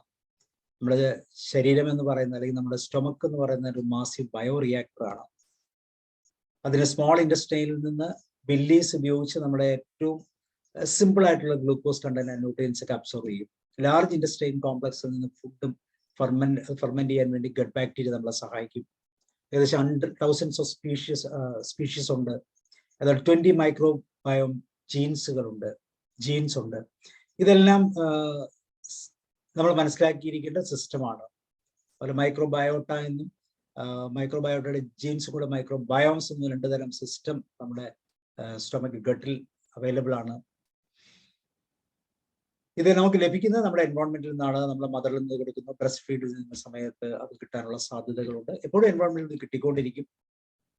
നമ്മൾ അതിനെ പുറത്തേക്ക് കളയാറുണ്ട്. അതേപോലെ ഇപ്പൊ നമ്മൾ ആദ്യം പറഞ്ഞ പോലെ ഒരു ആന്റിബയോട്ടിക് പോലുള്ള ഒരു മെഡിസിൻ കഴിച്ചാൽ തീർച്ചയായിട്ടും മൈക്രോബയോംസ് കുറേയൊക്കെ നമുക്ക് കില്ലായി പോകും. അങ്ങനെ വരുന്ന സമയത്ത് വീണ്ടും അതിനെ തിരിച്ചു വരാനുള്ള ഒരു സമയം, അതാണ് നമ്മുടെ ശരീരത്തിലെ റിക്കവറി ടൈം എന്ന് പറയുന്നത്. ആ റെസിലിയൻസ് ടൈം എത്ര പെട്ടെന്ന് വരാൻ സാധിക്കുന്നു അത്രമാത്രം നമ്മൾ ഹെൽത്തിയാണ് എന്ന് നമുക്ക് മനസ്സിലാക്കാം. അതുപോലെ തന്നെ ഹോമിയോസ്റ്റാസിസ് എന്ന് പറയുന്ന സിസ്റ്റത്തെ ഡെവലപ്പ് ചെയ്യാൻ വേണ്ടി hormones and neuro transmitters develop ചെയ്യുന്നതിൽ ഗട്ട് ആക്സിസ് വളരെ ഇമ്പോർട്ടൻ്റ് ആയിട്ട് ഒരു ഫംഗ്ഷൻ ചെയ്യുന്നുണ്ട്. അതുപോലെ ചില മെറ്റാബോളിസംസ് നമ്മളെ തീർച്ചയായിട്ടും ഡോപ്പമൈൻ, അതുപോലെ സെറട്ടോണിയൻ തുടങ്ങിയ ആ ഒരു സിസ്റ്റത്തിലേക്ക് നമ്മൾ എത്തിക്കുന്നുണ്ട്. മെലറ്റോണിയൻ, സെറട്ടോണിയൻ, ഡോപ്പമൈൻ, ഗാബ ഇങ്ങനെയുള്ള ന്യൂറോ ട്രാൻസ്മിറ്റർ പ്രോപ്പറായിട്ട് ഒരു മെറ്റാബോളിക് സിസ്റ്റത്തിന്റെ പാർട്ടായിട്ട് ഉപയോഗിക്കാൻ നമ്മളെ സഹായിക്കുന്നു. അതെല്ലാം ഗട്ട് സിസ്റ്റത്തിൽ നിന്നാണ് ഡെവലപ്പ്. പലപ്പോഴും അത് ഫുഡിൽ നിന്നല്ല പലപ്പോഴും അത് ശരീരം ഉണ്ടാക്കുന്നതല്ല, പലപ്പോഴും അത് ഡയറ്റിൽ നിന്ന് ലഭിക്കുന്നതാണ് എന്നുള്ളതാണ് അതിന്റെ ഇമ്പോർട്ടൻസ്. നമുക്ക് വേണ്ട പ്രധാനപ്പെട്ട എല്ലാ തരത്തിലുള്ള ന്യൂറോ ട്രാൻസ്മിറ്റേഴ്സ് ആൻഡ് ഹോർമോൺസ് മൈക്രോബയോട്ടയിൽ നിന്ന്, ഗട്ട് ബാക്ടീരിയയിൽ നിന്ന് അതിനെ ഡെവലപ്പ് ചെയ്യുന്നതാണ്. ചില ഡയറ്റുകൾ നമുക്ക്, പ്രത്യേകിച്ച് മൈക്രോബയോംസിനെ കീപ്പ് ചെയ്യാൻ പറ്റുന്ന ചില ഡയറ്റുകൾ എപ്പോഴും നമ്മൾ കീപ്പ് ചെയ്യുന്നത് നന്നായിരിക്കും. അങ്ങനെയുള്ള ചില ഡയറ്റുകൾ പ്രോബയോട്ടിക്സുമായിട്ട് ബന്ധപ്പെട്ടുള്ള യോഗോട്ടൊക്കെ വളരെ ഇമ്പോർട്ടൻ്റ് ആണ്. ഒത്തിരി പുളിക്കാത്ത തൈരൊക്കെ നല്ലൊരു ഭക്ഷണമാണെന്ന് നമ്മൾ കണ്ടെത്തുക. അതുപോലെ നാച്ചുറലായിട്ട് നമുക്ക് കിട്ടുന്ന എല്ലാം തന്നെ ഗട്ട് മൈക്രോബയോംസിന് നല്ലതാണ്. പലപ്പോഴും സിന്തറ്റിക് ഫുഡിലേക്ക് നമ്മൾ പോകുന്നു, അല്ലെങ്കിൽ പ്രോസസ്ഡ് ഫുഡിലേക്ക് നമ്മൾ കടന്നു പോകുമ്പോൾ അവിടെ എല്ലാം ഈ പറഞ്ഞ മൈക്രോബയോംസിന്റെ കില്ലറായിട്ട് മാറുന്നു എന്നുള്ളതാണ് നമ്മൾ പറയുന്നത്. ഒരു എക്സാമ്പിൾ നമ്മൾ പറഞ്ഞു, പ്ലാസ്റ്റിക്കിന്റെ കണ്ടന്റ് 2050 റിസർച്ച് പറയുന്നത് ഓഷ്യൻസിലെ ഫിഷിനേക്കാളും കൂടുതൽ പ്ലാസ്റ്റിക് കണ്ടന്റ്സ് ഉണ്ടായിരിക്കും. അത്രമാത്രം വലിയൊരു സിസ്റ്റമാണ് നമ്മൾ ഉപയോഗിക്കുന്നത്. പിന്നെ നമുക്ക് നോർമൽ നാച്ചുറലായിട്ട് തന്നെ ഡോപ്പമൈനും സെറട്ടോണിയും ഒക്കെ ബൂസ്റ്റ് ചെയ്യാൻ പറ്റുന്ന ചില mechanisms, there is something related meditation, gratitude, അതുപോലെ തന്നെ essential oils, goal achievement, happy memories, നേച്ചറുമായിട്ട് കൂടുതൽ സമയം ശരിപ്പെടാതെ നടക്കുക, നേച്ചറിനെ ഒന്ന് സ്പർശിക്കുക, ഒരു എർത്തിങ് ഫീലിംഗ് നമുക്ക് ഉണ്ടാക്കുക, നല്ല ന്യൂട്രീഷ്യസ് ആയിട്ടുള്ള മൈക്രോബയോംസിനെ പോസിറ്റീവായിട്ട് അക്സെപ്റ്റ് ചെയ്യുന്ന തരത്തിലുള്ള നമ്മുടെ മൈക്രോബയോംസിന് ഇഷ്ടമുള്ള ഭക്ഷണങ്ങൾ കഴിക്കുക. തീർച്ചയായിട്ടും മൈക്രോബയോംസിനെ കുറിച്ച് പറഞ്ഞ് നമ്മുടെ ഫിംഗർ പ്രിന്റ് പോലെ അത് യുണീക്കാണ് നമ്മളെ സംബന്ധിച്ചോളം. അതുകൊണ്ടാണ് നമ്മുടെ രോഗങ്ങൾ മറ്റൊരാൾക്ക് വരാറില്ല, ചിലപ്പോൾ അവരുടെ രോഗങ്ങൾ നമുക്കും വരാറില്ല. So there is A protection. So ഇങ്ങനെയുള്ള ഈ സിസ്റ്റമാണ് യഥാർത്ഥത്തിൽ നമുക്ക് ഒരു നല്ല ബ്രെയിൻ സോഫ്റ്റ്വെയറിലേക്ക് നമ്മളെ എത്തി. ബ്രെയിൻ സോഫ്റ്റ്വെയർ നമ്മുടെ മൈൻഡാണ്.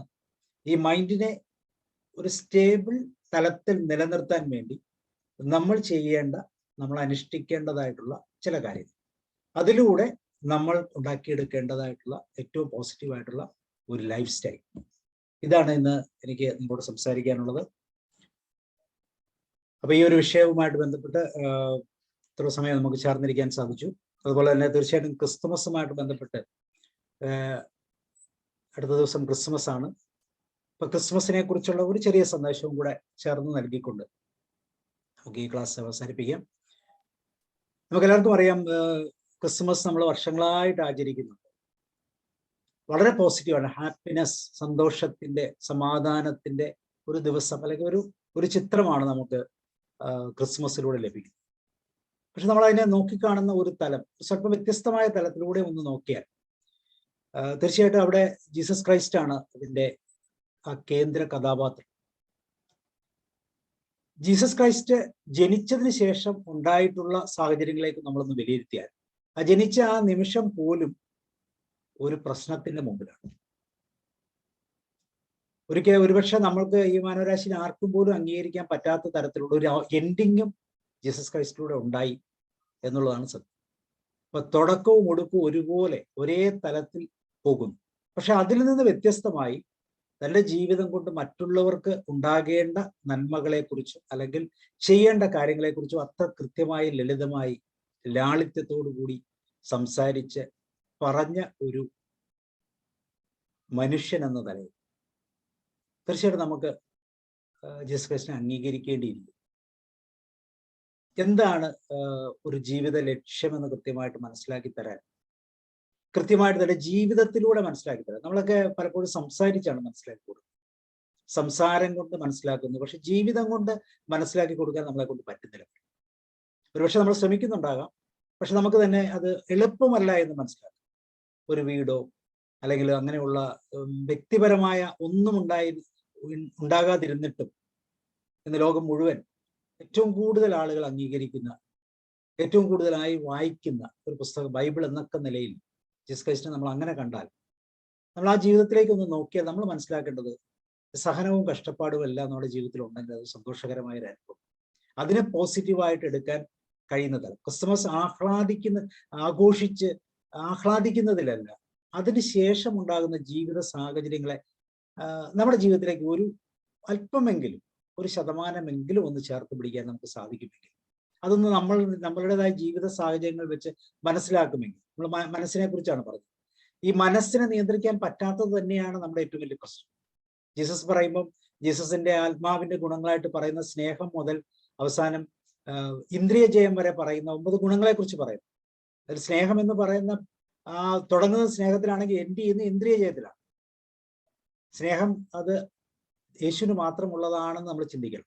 കാരണം നമുക്കത് നിറവേറ്റാൻ പറ്റുന്നില്ല. നമ്മുടെ എല്ലാം കണ്ടീഷണൽ ലവ് ആണ്. പക്ഷെ അൺകണ്ടീഷണൽ ലവ് എന്ന തലത്തിലേക്ക് നമുക്ക് പോകാൻ പറ്റിയാൽ തീർച്ചയായിട്ടും അതൊരു വലിയ ക്രിസ്മസ് ഗിഫ്റ്റായിട്ട് നമുക്ക് സ്വീകരിക്കും. അതുപോലെ സഹന, പേഷ്യൻസ്, അതുപോലെ ഇന്ദ്രിയ ജയം. നമ്മുടെ മനസ്സിനെ നിയന്ത്രിക്കാൻ നമുക്ക് ഏറ്റവും ഇമ്പോർട്ടൻ്റ് ആയിട്ടുള്ളത് ഇന്ദ്രിയ ജയം തന്നെയാണ്. അപ്പൊ ആ ഇന്ദ്രിയത്തെ നിയന്ത്രിക്കാൻ നമുക്ക് കെൽപ്പുള്ളവനായി കഴിഞ്ഞാൽ തീർച്ചയായിട്ടും നമുക്കും യേശുക്രിസ്തുവിനെ പോലെ ആകാം. യേശുക്രിസ്തുവിന്റെ മാതൃകയായി സ്വീകരിച്ച് യേശുവിന്റെ ഒരു ശിഷ്യനായിട്ട് മാറാനുള്ള ഒരു വലിയ മെസ്സേജാണ് ക്രിസ്തുമസ് നമുക്ക് തരുന്നത്. പക്ഷെ നമ്മളൊന്നും അങ്ങനെയല്ല അത് ഉൾക്കൊള്ളുന്നത് എന്നുള്ള ഒരു വലിയ വിരോധാഭാസം നിലനിൽക്കും. അപ്പൊ ഞാൻ നമുക്കെല്ലാവർക്കും പരസ്പരം, ഞാൻ എന്നോടും നിങ്ങളോടും ഒരുപോലെ ഒരു ക്രിസ്മസിന്റെ സന്ദേശം എന്ന തലത്തിൽ പറയുന്നത്, യേശുക്രിസ്തു ജനിച്ചു മരിച്ചതിനിടയിലുള്ള ജീവിതത്തെ ഒന്ന് മനസ്സിലാക്കി അതിൽ നിന്ന് എന്തെങ്കിലുമൊക്കെ പോസിറ്റീവ് ഉണ്ടെങ്കിൽ അത് അക്സെപ്റ്റ് ചെയ്ത് ജീവിതത്തെ മറ്റുള്ളവർക്ക് ഒരു പാഠമാക്കി വെച്ച് ജീവിക്കാനുള്ള ഒരു സാഹചര്യം തീർച്ചയായിട്ടും ഒരു മാതൃക അപ്പൊ ആ മാതൃകയെ നമുക്ക് പിന്തുടരാൻ സാധിക്കുമെങ്കിൽ അതായിരിക്കും ഈ ക്രിസ്മസ് എന്നല്ല, ക്രിസ്മസ് ഒക്കെ എല്ലാ വർഷവും ക്രിസ്മസ് ആഘോഷിക്കുമ്പോൾ നമുക്ക് തീരുമാനത്തോടു കൂടി സ്വീകരിക്കാനുള്ളത്, നിങ്ങൾക്ക് എല്ലാവർക്കും ഹൃദ്യമായ സന്തോഷകരമായ ജീവിതത്തിന്റെ തലത്തിൽ നിന്നുള്ള ഒരു ക്രിസ്തുമസ് ആശംസകൾ നേരുകയാണ്. Thank you.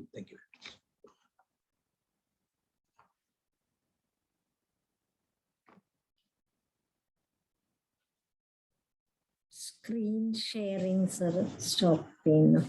സ്ക്രീൻ ഷെയറില്ല, സ്ക്രീൻ ഒന്ന് മാറ്റിയാൽ മതി. സ്ക്രീൻ ഷെയറിംഗ് ഇല്ല, ഒന്ന് മാറ്റിയാൽ മതി. മൊബൈലാണെങ്കിൽ ഒന്ന് മാറ്റിയാൽ മതി, കൈ ഒന്ന് സ്ലൈഡ് ചെയ്താൽ. ഞാനിപ്പം മറ്റേ സ്പീക്കർ വ്യൂ ആയിട്ടിരുന്ന. അപ്പോൾ ഗംഭീരം, അതിഗംഭീരം എന്ന് പറയാം. സാബു സാറ് എപ്പോഴും എന്നെ അതിശയിപ്പിച്ചിട്ടുള്ള ഒരു വ്യക്തിയാണ്. എങ്ങനെയാന്ന് വെച്ചാൽ സാറ് ഏത് വിഷയം ഇത്രയും തന്നെ ഗംഭീരമായിട്ട് എടുക്കും. എഞ്ചിനീയറാണ്, പിന്നെ TA ട്രെയിനറാണ്, ട്രാൻസാക്ഷൻ അനലിസ്റ്റ് ആണ്, പ്രാക്ടിക്കൽ സൈക്കോതെറാപ്പിസ്റ്റ് ആണ്. എന്ത് തന്നെ ഏത് വിഷയവും, ടെക്നോളജി ആയിക്കോട്ടെ, സൈക്കോളജി ആയിക്കോട്ടെ, ഇപ്പം ബ്രെയിനിനെ പറ്റിയുള്ള വളരെ വളരെ ഒരു മൈക്രോ ലെവലിൽ അതിന്റെ ഡയറ്റുമായിട്ടുള്ള ബന്ധം, ഇമോഷനുമായിട്ടുള്ള ബന്ധം സാർ ഒത്തിരി നല്ലതായിരുന്നു സാർ. എല്ലാവരെയും ആകർഷിക്കുന്ന തരത്തിൽ വളരെ ലളിതമായി പറഞ്ഞു. നന്നായിരുന്നു. അതിന്റെ ഒരു ശാസ്ത്രീയ വശം കൂടെ മനസ്സിലാക്കിയാൽ നമുക്ക് അത് ഇംപ്ലിമെന്റ് ചെയ്യാൻ കുറച്ചും കൂടെ എളുപ്പമാണെന്ന് എനിക്ക് തോന്നി. അപ്പൊ പ്രതികരണങ്ങൾക്ക് കാതോർക്കാം. നിങ്ങളുടെ പ്രതികരണങ്ങൾ, ഫീഡ്ബാക്ക്, ഷെയറിങ് എല്ലാം ആകാം. നമുക്കൊരു 5-10 മിനിറ്റ് എടുക്കാം അല്ലേ sir?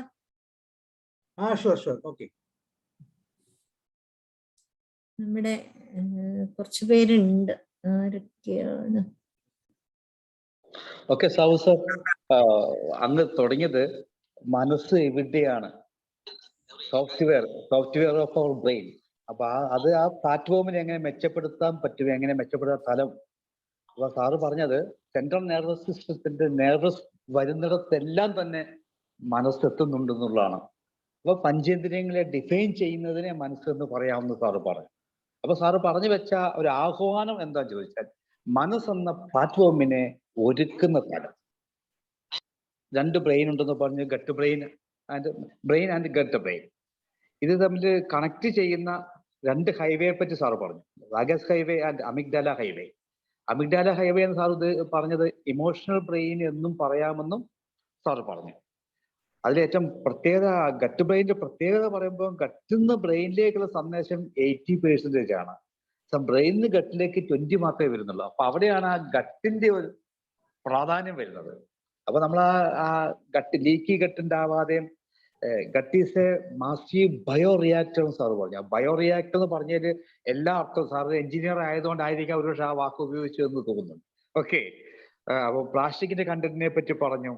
4.25 plastic particles 1 litre plastic bottle വെള്ളം കുടിച്ചാൽ ഉണ്ടാവും എന്ന് പറയുന്നു. അത് അല്പം ഒരു പേടി എന്നെ ഉണ്ടാക്കി. ഞാൻ കോഴിക്കോട് ടൗണിൽ പോയപ്പോ 2 ലിറ്റർ വെള്ളം വാങ്ങി ഞാൻ കുടിച്ചു. ഒരാശങ്ക. സാരമില്ല, അത് ദഹിപ്പിക്കാനുള്ള എന്തോ സാധനം ഉണ്ടല്ലോ, അപ്പൊ അത് പക്ഷെ എന്റെ ഉണ്ടെന്ന് വിചാരിക്കട്ടെ. ഓക്കെ. അപ്പൊ ആപ്പിൾ പീൽ ചെയ്യാതെ കഴിച്ചാൽ പോലും അപകടം സാറ് പറഞ്ഞു. ഓക്കെ.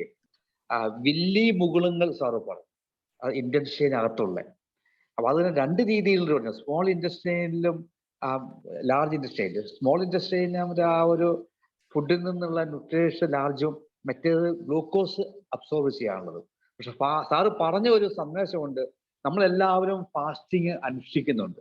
നിങ്ങൾ ആരും ഞങ്ങൾ ഇല്ല എന്ന് പറയും, പക്ഷെ അതല്ല, ഫാസ്റ്റിംഗ് ഉണ്ട് എന്ന് സാറ് ശരിക്ക് ഉറപ്പിച്ച് തറപ്പിച്ച് പറഞ്ഞു. പക്ഷെ നമ്മൾ ചെയ്യേണ്ട ഒരു കാര്യം, ഫാസ്റ്റിംഗ് ടൈം അല്പം ഒന്ന് ദൈർഘ്യം അല്പം നീട്ടാൻ പർപ്പസ്ഫുള്ളി നമുക്ക് സാധിക്കുമെന്ന് സാറ് പറയും. Very great. നല്ല ഇതായി പോയി. എല്ലാ തലങ്ങളെ പറ്റിയും പറഞ്ഞു. 2 പ്രധാന ഇമോഷൻ ആൻഡ് ഡയറ്റ്. ഈ 2 കാര്യങ്ങൾ ശ്രദ്ധിച്ചാൽ, ഇമോഷൻ നമ്മൾ ശ്രദ്ധിക്കുക, അപ്പൊ നമ്മൾ ആങ്കർ മാനേജ്മെന്റ് ഈ കാര്യങ്ങൾ ശ്രദ്ധിക്കാൻ സാർ പറഞ്ഞു. ഡയറ്റിൽ നമ്മൾ പാലിക്കേണ്ട ചില കാര്യങ്ങൾ പറഞ്ഞു. അതുപോലെ എങ്ങനെ ഡോപ്പമിൻ അല്ലെ സെറാട്ടോണിൻ ഒക്കെ പാലിക്കാൻ ചില ഒരു പ്ലാൻ സാറ് പറഞ്ഞു. 30 മിനിറ്റ്സ് എക്സസൈസ്, ഇങ്ങനെ ചില കാര്യങ്ങൾ ഒത്തിരി സാറ് പറഞ്ഞു.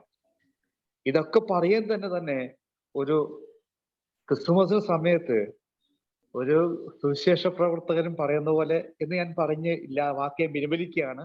ഒരു ഉത്തമമായ മനുഷ്യൻ സ്വന്തം ജീവിതത്തിലൂടെ നടപ്പിൽ വരുത്തിക്കൊണ്ട് ഈ ക്രിസ്തു ചെയ്ത കാര്യങ്ങളെ കുറിച്ച് സാർ പറഞ്ഞപ്പോ, കോട്ടയം ഭാഗത്ത് സാറ് ചെയ്ത കുറച്ച് കാര്യങ്ങളെ പറ്റി ഏകദേശം സൂചന ഞങ്ങൾക്കുണ്ട്.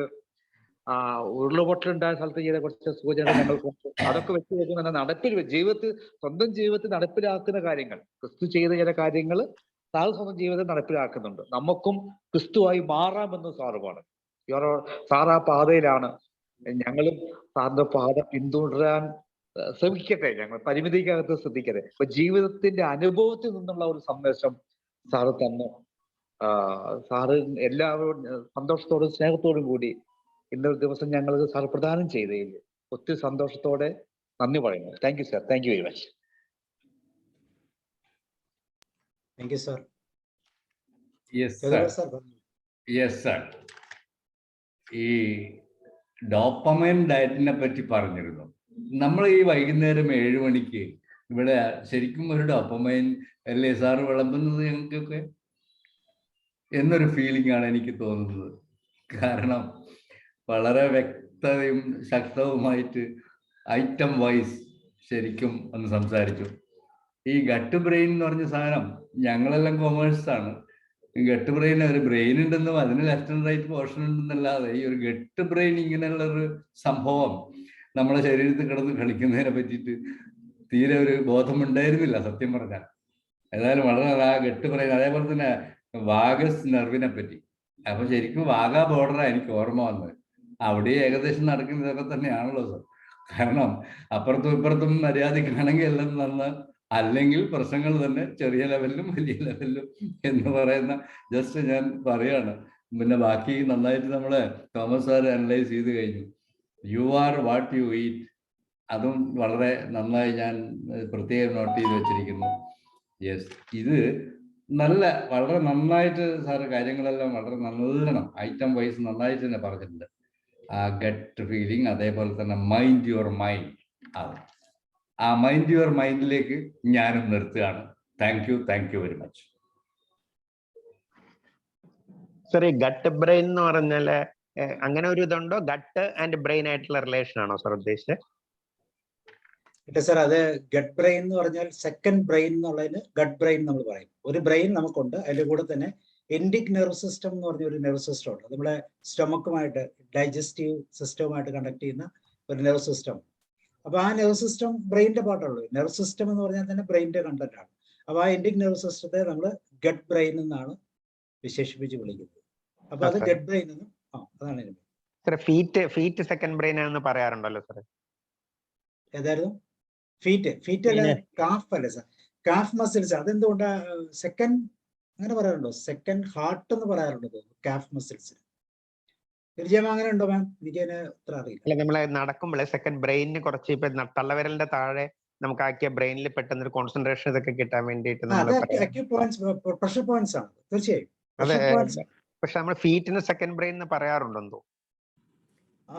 ഞാൻ എന്റെ ഒരു ചെറിയ അറിവ് പങ്കുവയ്ക്കാം. ഈ ഫിംഗർ ടിപ്സ്, ടോ ടിപ്സിലൊക്കെ നെർവ് എൻഡിങ്സ് ധാരാളമായിട്ടുള്ളത് കൊണ്ട് അത് പ്രഷർ പോയിന്റ്സ് ആയിട്ട് വർക്ക് ചെയ്യുന്നത് കൊണ്ട് ആ ഭാഗത്തൊക്കെ സ്റ്റിമുലേറ്റ് ചെയ്ത് കഴിഞ്ഞാൽ ബ്രെയിൻ സെൽസ് കുറച്ചും കൂടെ പെട്ടെന്ന് സ്റ്റിമുലേറ്റഡ് ആവുന്നുണ്ട്. അതുകൊണ്ടാണ് പണ്ട് ഈ എഴുത്താണി വെച്ചൊക്കെ എഴുതൂല്ലേ, പണ്ടെല്ലാം നമ്മൾ ഈ കുച്ചി പെൻസിലൊക്കെ വെച്ചിട്ടാണ് എഴുതിക്കൊണ്ടിരുന്നത്. അപ്പൊ അത്രയും നമ്മള് പ്രഷർ കൊടുത്തിട്ടാണ് എഴുതുക. അപ്പൊ അതുകൊണ്ട് തന്നെ കുറച്ചും കൂടെ ബ്രെയിൻ ആക്ടിവേഷൻ എളുപ്പമായിട്ട് നടന്നിരുന്നു. അന്നത്തെ ആൾക്കാർക്ക് ഇപ്പോഴും കുറച്ചുകൂടെ ഓർമ്മയുള്ളത് ഇതുകൊണ്ടാണെന്നൊക്കെയാണ് പറയുന്നത്. നമ്മൾ പ്രഷർ വേണ്ടാത്ത രീതിയിൽ ആദ്യമേ പേനയല്ലേ പിടിക്കുന്നത്, ഇപ്പൊ പെൻസിലൊക്കെ കുറഞ്ഞില്ലേ. അപ്പൊ അതിന്റെ ഒരു ഭാഗമായിട്ട് പറയുന്നത് അത് ഇപ്പൊ സെക്കൻഡ് ബ്രെയിൻ ആണെന്നൊന്നും എനിക്കറിയില്ല. ഇങ്ങനെ പറയാറുണ്ട്, നെർവ് എൻഡിങ്സ് കൂടുതലുള്ളത് ഫിംഗർ ടിപ്സിലും ടോ ടിപ്സിലൊക്കെ ഉണ്ട് എന്നുള്ളതാണ്. അത് പിന്നീട് അത് ഈ അക്യൂപങ്ക്ചർ, അക്യൂപ്രഷർ, സുജോക്ക് ആ ലെവലിലൊക്കെ ഡെവലപ്പ് ചെയ്ത് വന്നിട്ടുണ്ട്. ഇപ്പൊ സുജോക്ക് തെറാപ്പി എന്നൊക്കെ പറഞ്ഞിട്ട് അത് ഈ പ്രഷർ പോയിന്റ്സിലും നെർവ് എൻഡിങ്സിലൊക്കെയാണ്. അതിൽ കുറെ പടമൊക്കെ ഉണ്ട്, അതിനെപ്പറ്റി ഞാൻ അധികം പഠിച്ചിട്ടില്ല. ആ പ്രഷർ പോയിന്റ്സിൽ ടാപ്പ് ചെയ്താൽ അല്ലെങ്കിൽ ഒരു പ്രത്യേക തരത്തിലുള്ള നീഡിലൊക്കെ കുത്തി ഇറക്കുമ്പം അത് ദാറ്റ് റെപ്രസെന്റ്സ് ഈച്ച് ആൻഡ് ഒരു ഓർഗനെ റെപ്രസെന്റ് ചെയ്യുന്നുണ്ട്. അത് പാമില് പിന്നെ കാലില് ഒക്കെ. അതിനെപ്പറ്റി എനിക്ക് കൃത്യമായിട്ട് അറിയില്ല. അപ്പൊ ആ പർട്ടിക്കുലർ പോയിന്റിലേക്ക് നമ്മള് സ്റ്റിമുലേഷൻ കൊടുക്കുമ്പോൾ അതുമായിട്ട് റിലേറ്റ് ചെയ്തിട്ടുള്ള അസുഖങ്ങൾക്കൊക്കെ മാറ്റം വരുന്നു എന്നാണ് പറയുന്നത്. ഹലോ സർ, നമസ്കാരം. ഈ ഒരു സബ്ജക്റ്റിൽ ഫർദർ റീഡിങ്ങിന് എന്തെങ്കിലും ഇന്റർനെറ്റിൽ എന്തെങ്കിലും സോഴ്സ് ഉണ്ടോ? ഇഷ്ടം പോലെ ഉണ്ട് സാർ, ഇഷ്ടം പോലെ. എന്തെങ്കിലും ഓതന്റിക് ആയിട്ടുള്ള ഒന്ന് റെഫർ ചെയ്യാമോ? ഇഷ്ടംപോലെ വീഡിയോസ് അവൈലബിൾ ആണ്, ഇഷ്ടംപോലെ ബുക്സ് അവൈലബിൾ ആണ്. ചുമ്മാ ജസ്റ്റ് ഒന്ന് സെർച്ച് ചെയ്ത് നോക്കിയാൽ മതി. ഇനി അതല്ല, ഞാൻ ഇതിന്റെ വേറെയും പലതരത്തിലുള്ള ക്ലാസ്സുകൾ ഇതിന്റെ ഈ ടോപ്പിക്കുമായിട്ട് കണക്ട് ചെയ്തെടുത്തിട്ടുണ്ട്. ഈ ടോപ്പിക് അല്ല, വാഗസ് നെർവ് ആണെങ്കിലും നെർവ് സിസ്റ്റം ആണെങ്കിലും ഒക്കെ സാറിനെ ഒന്ന് എന്റെ നമ്പറിൽ ഒന്ന് ചാറ്റ് ചെയ്താൽ ഞാൻ അത് ഇട്ട് തരാം. ഓക്കെ. എന്തൊക്കെ കീവേഡ്സ് ആണ്? അതായത് ബ്രെയിൻ, ഗട്ട് ബ്രെയിൻ എന്നുള്ള ഒരു കീവേഡ് സെർച്ച് ചെയ്താൽ അല്ലേ? ഗട്ട് ബ്രെയിൻ ചെയ്താൽ മതി. ഓക്കെ. ഇത് കുറെയൊക്കെ ഞാൻ എൻ്റെ ലൈഫിൽ നിന്ന് തന്നെ ഞാൻ കുറെ മനസ്സിലാക്കിയിട്ടുണ്ട്. അതായത് ഈ നമ്മൾ കഴിക്കുന്ന ഫുഡിനനുസരിച്ച് നമ്മുടെ ആ ഒരു മനോനില മാറുന്നത്. അപ്പോ പണ്ട് സ്കൂളിലൊക്കെ പഠിക്കുമ്പോൾ തന്നെ ഞാൻ ഈ എക്സാം ഒക്കെ ഉള്ള സമയത്ത് നമ്മളൊരു പ്രത്യേക രീതിയിൽ ഫുഡ് കഴിക്കുകയാണെങ്കിൽ നമുക്ക് കുറച്ചും കൂടെ മെന്റലി കുറച്ച് ഫോക്കസ്ഡ് ആയിരിക്കാൻ പറ്റാറുണ്ട്.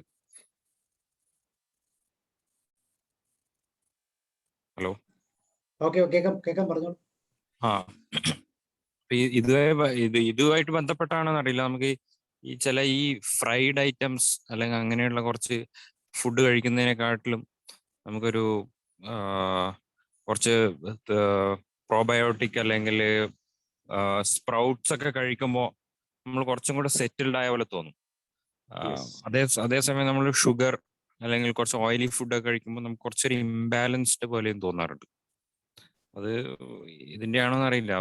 അതുകൊണ്ട് തന്നെ ഇത് തന്നെയാണ് നമ്മുടെ മൈക്രോബയോട്ടയെ അത് അക്സെപ്റ്റ് ചെയ്യാൻ പറ്റാത്ത ഫുഡാണ്. നമുക്ക് ഒരു പാറ്റേൺ ഉണ്ട്.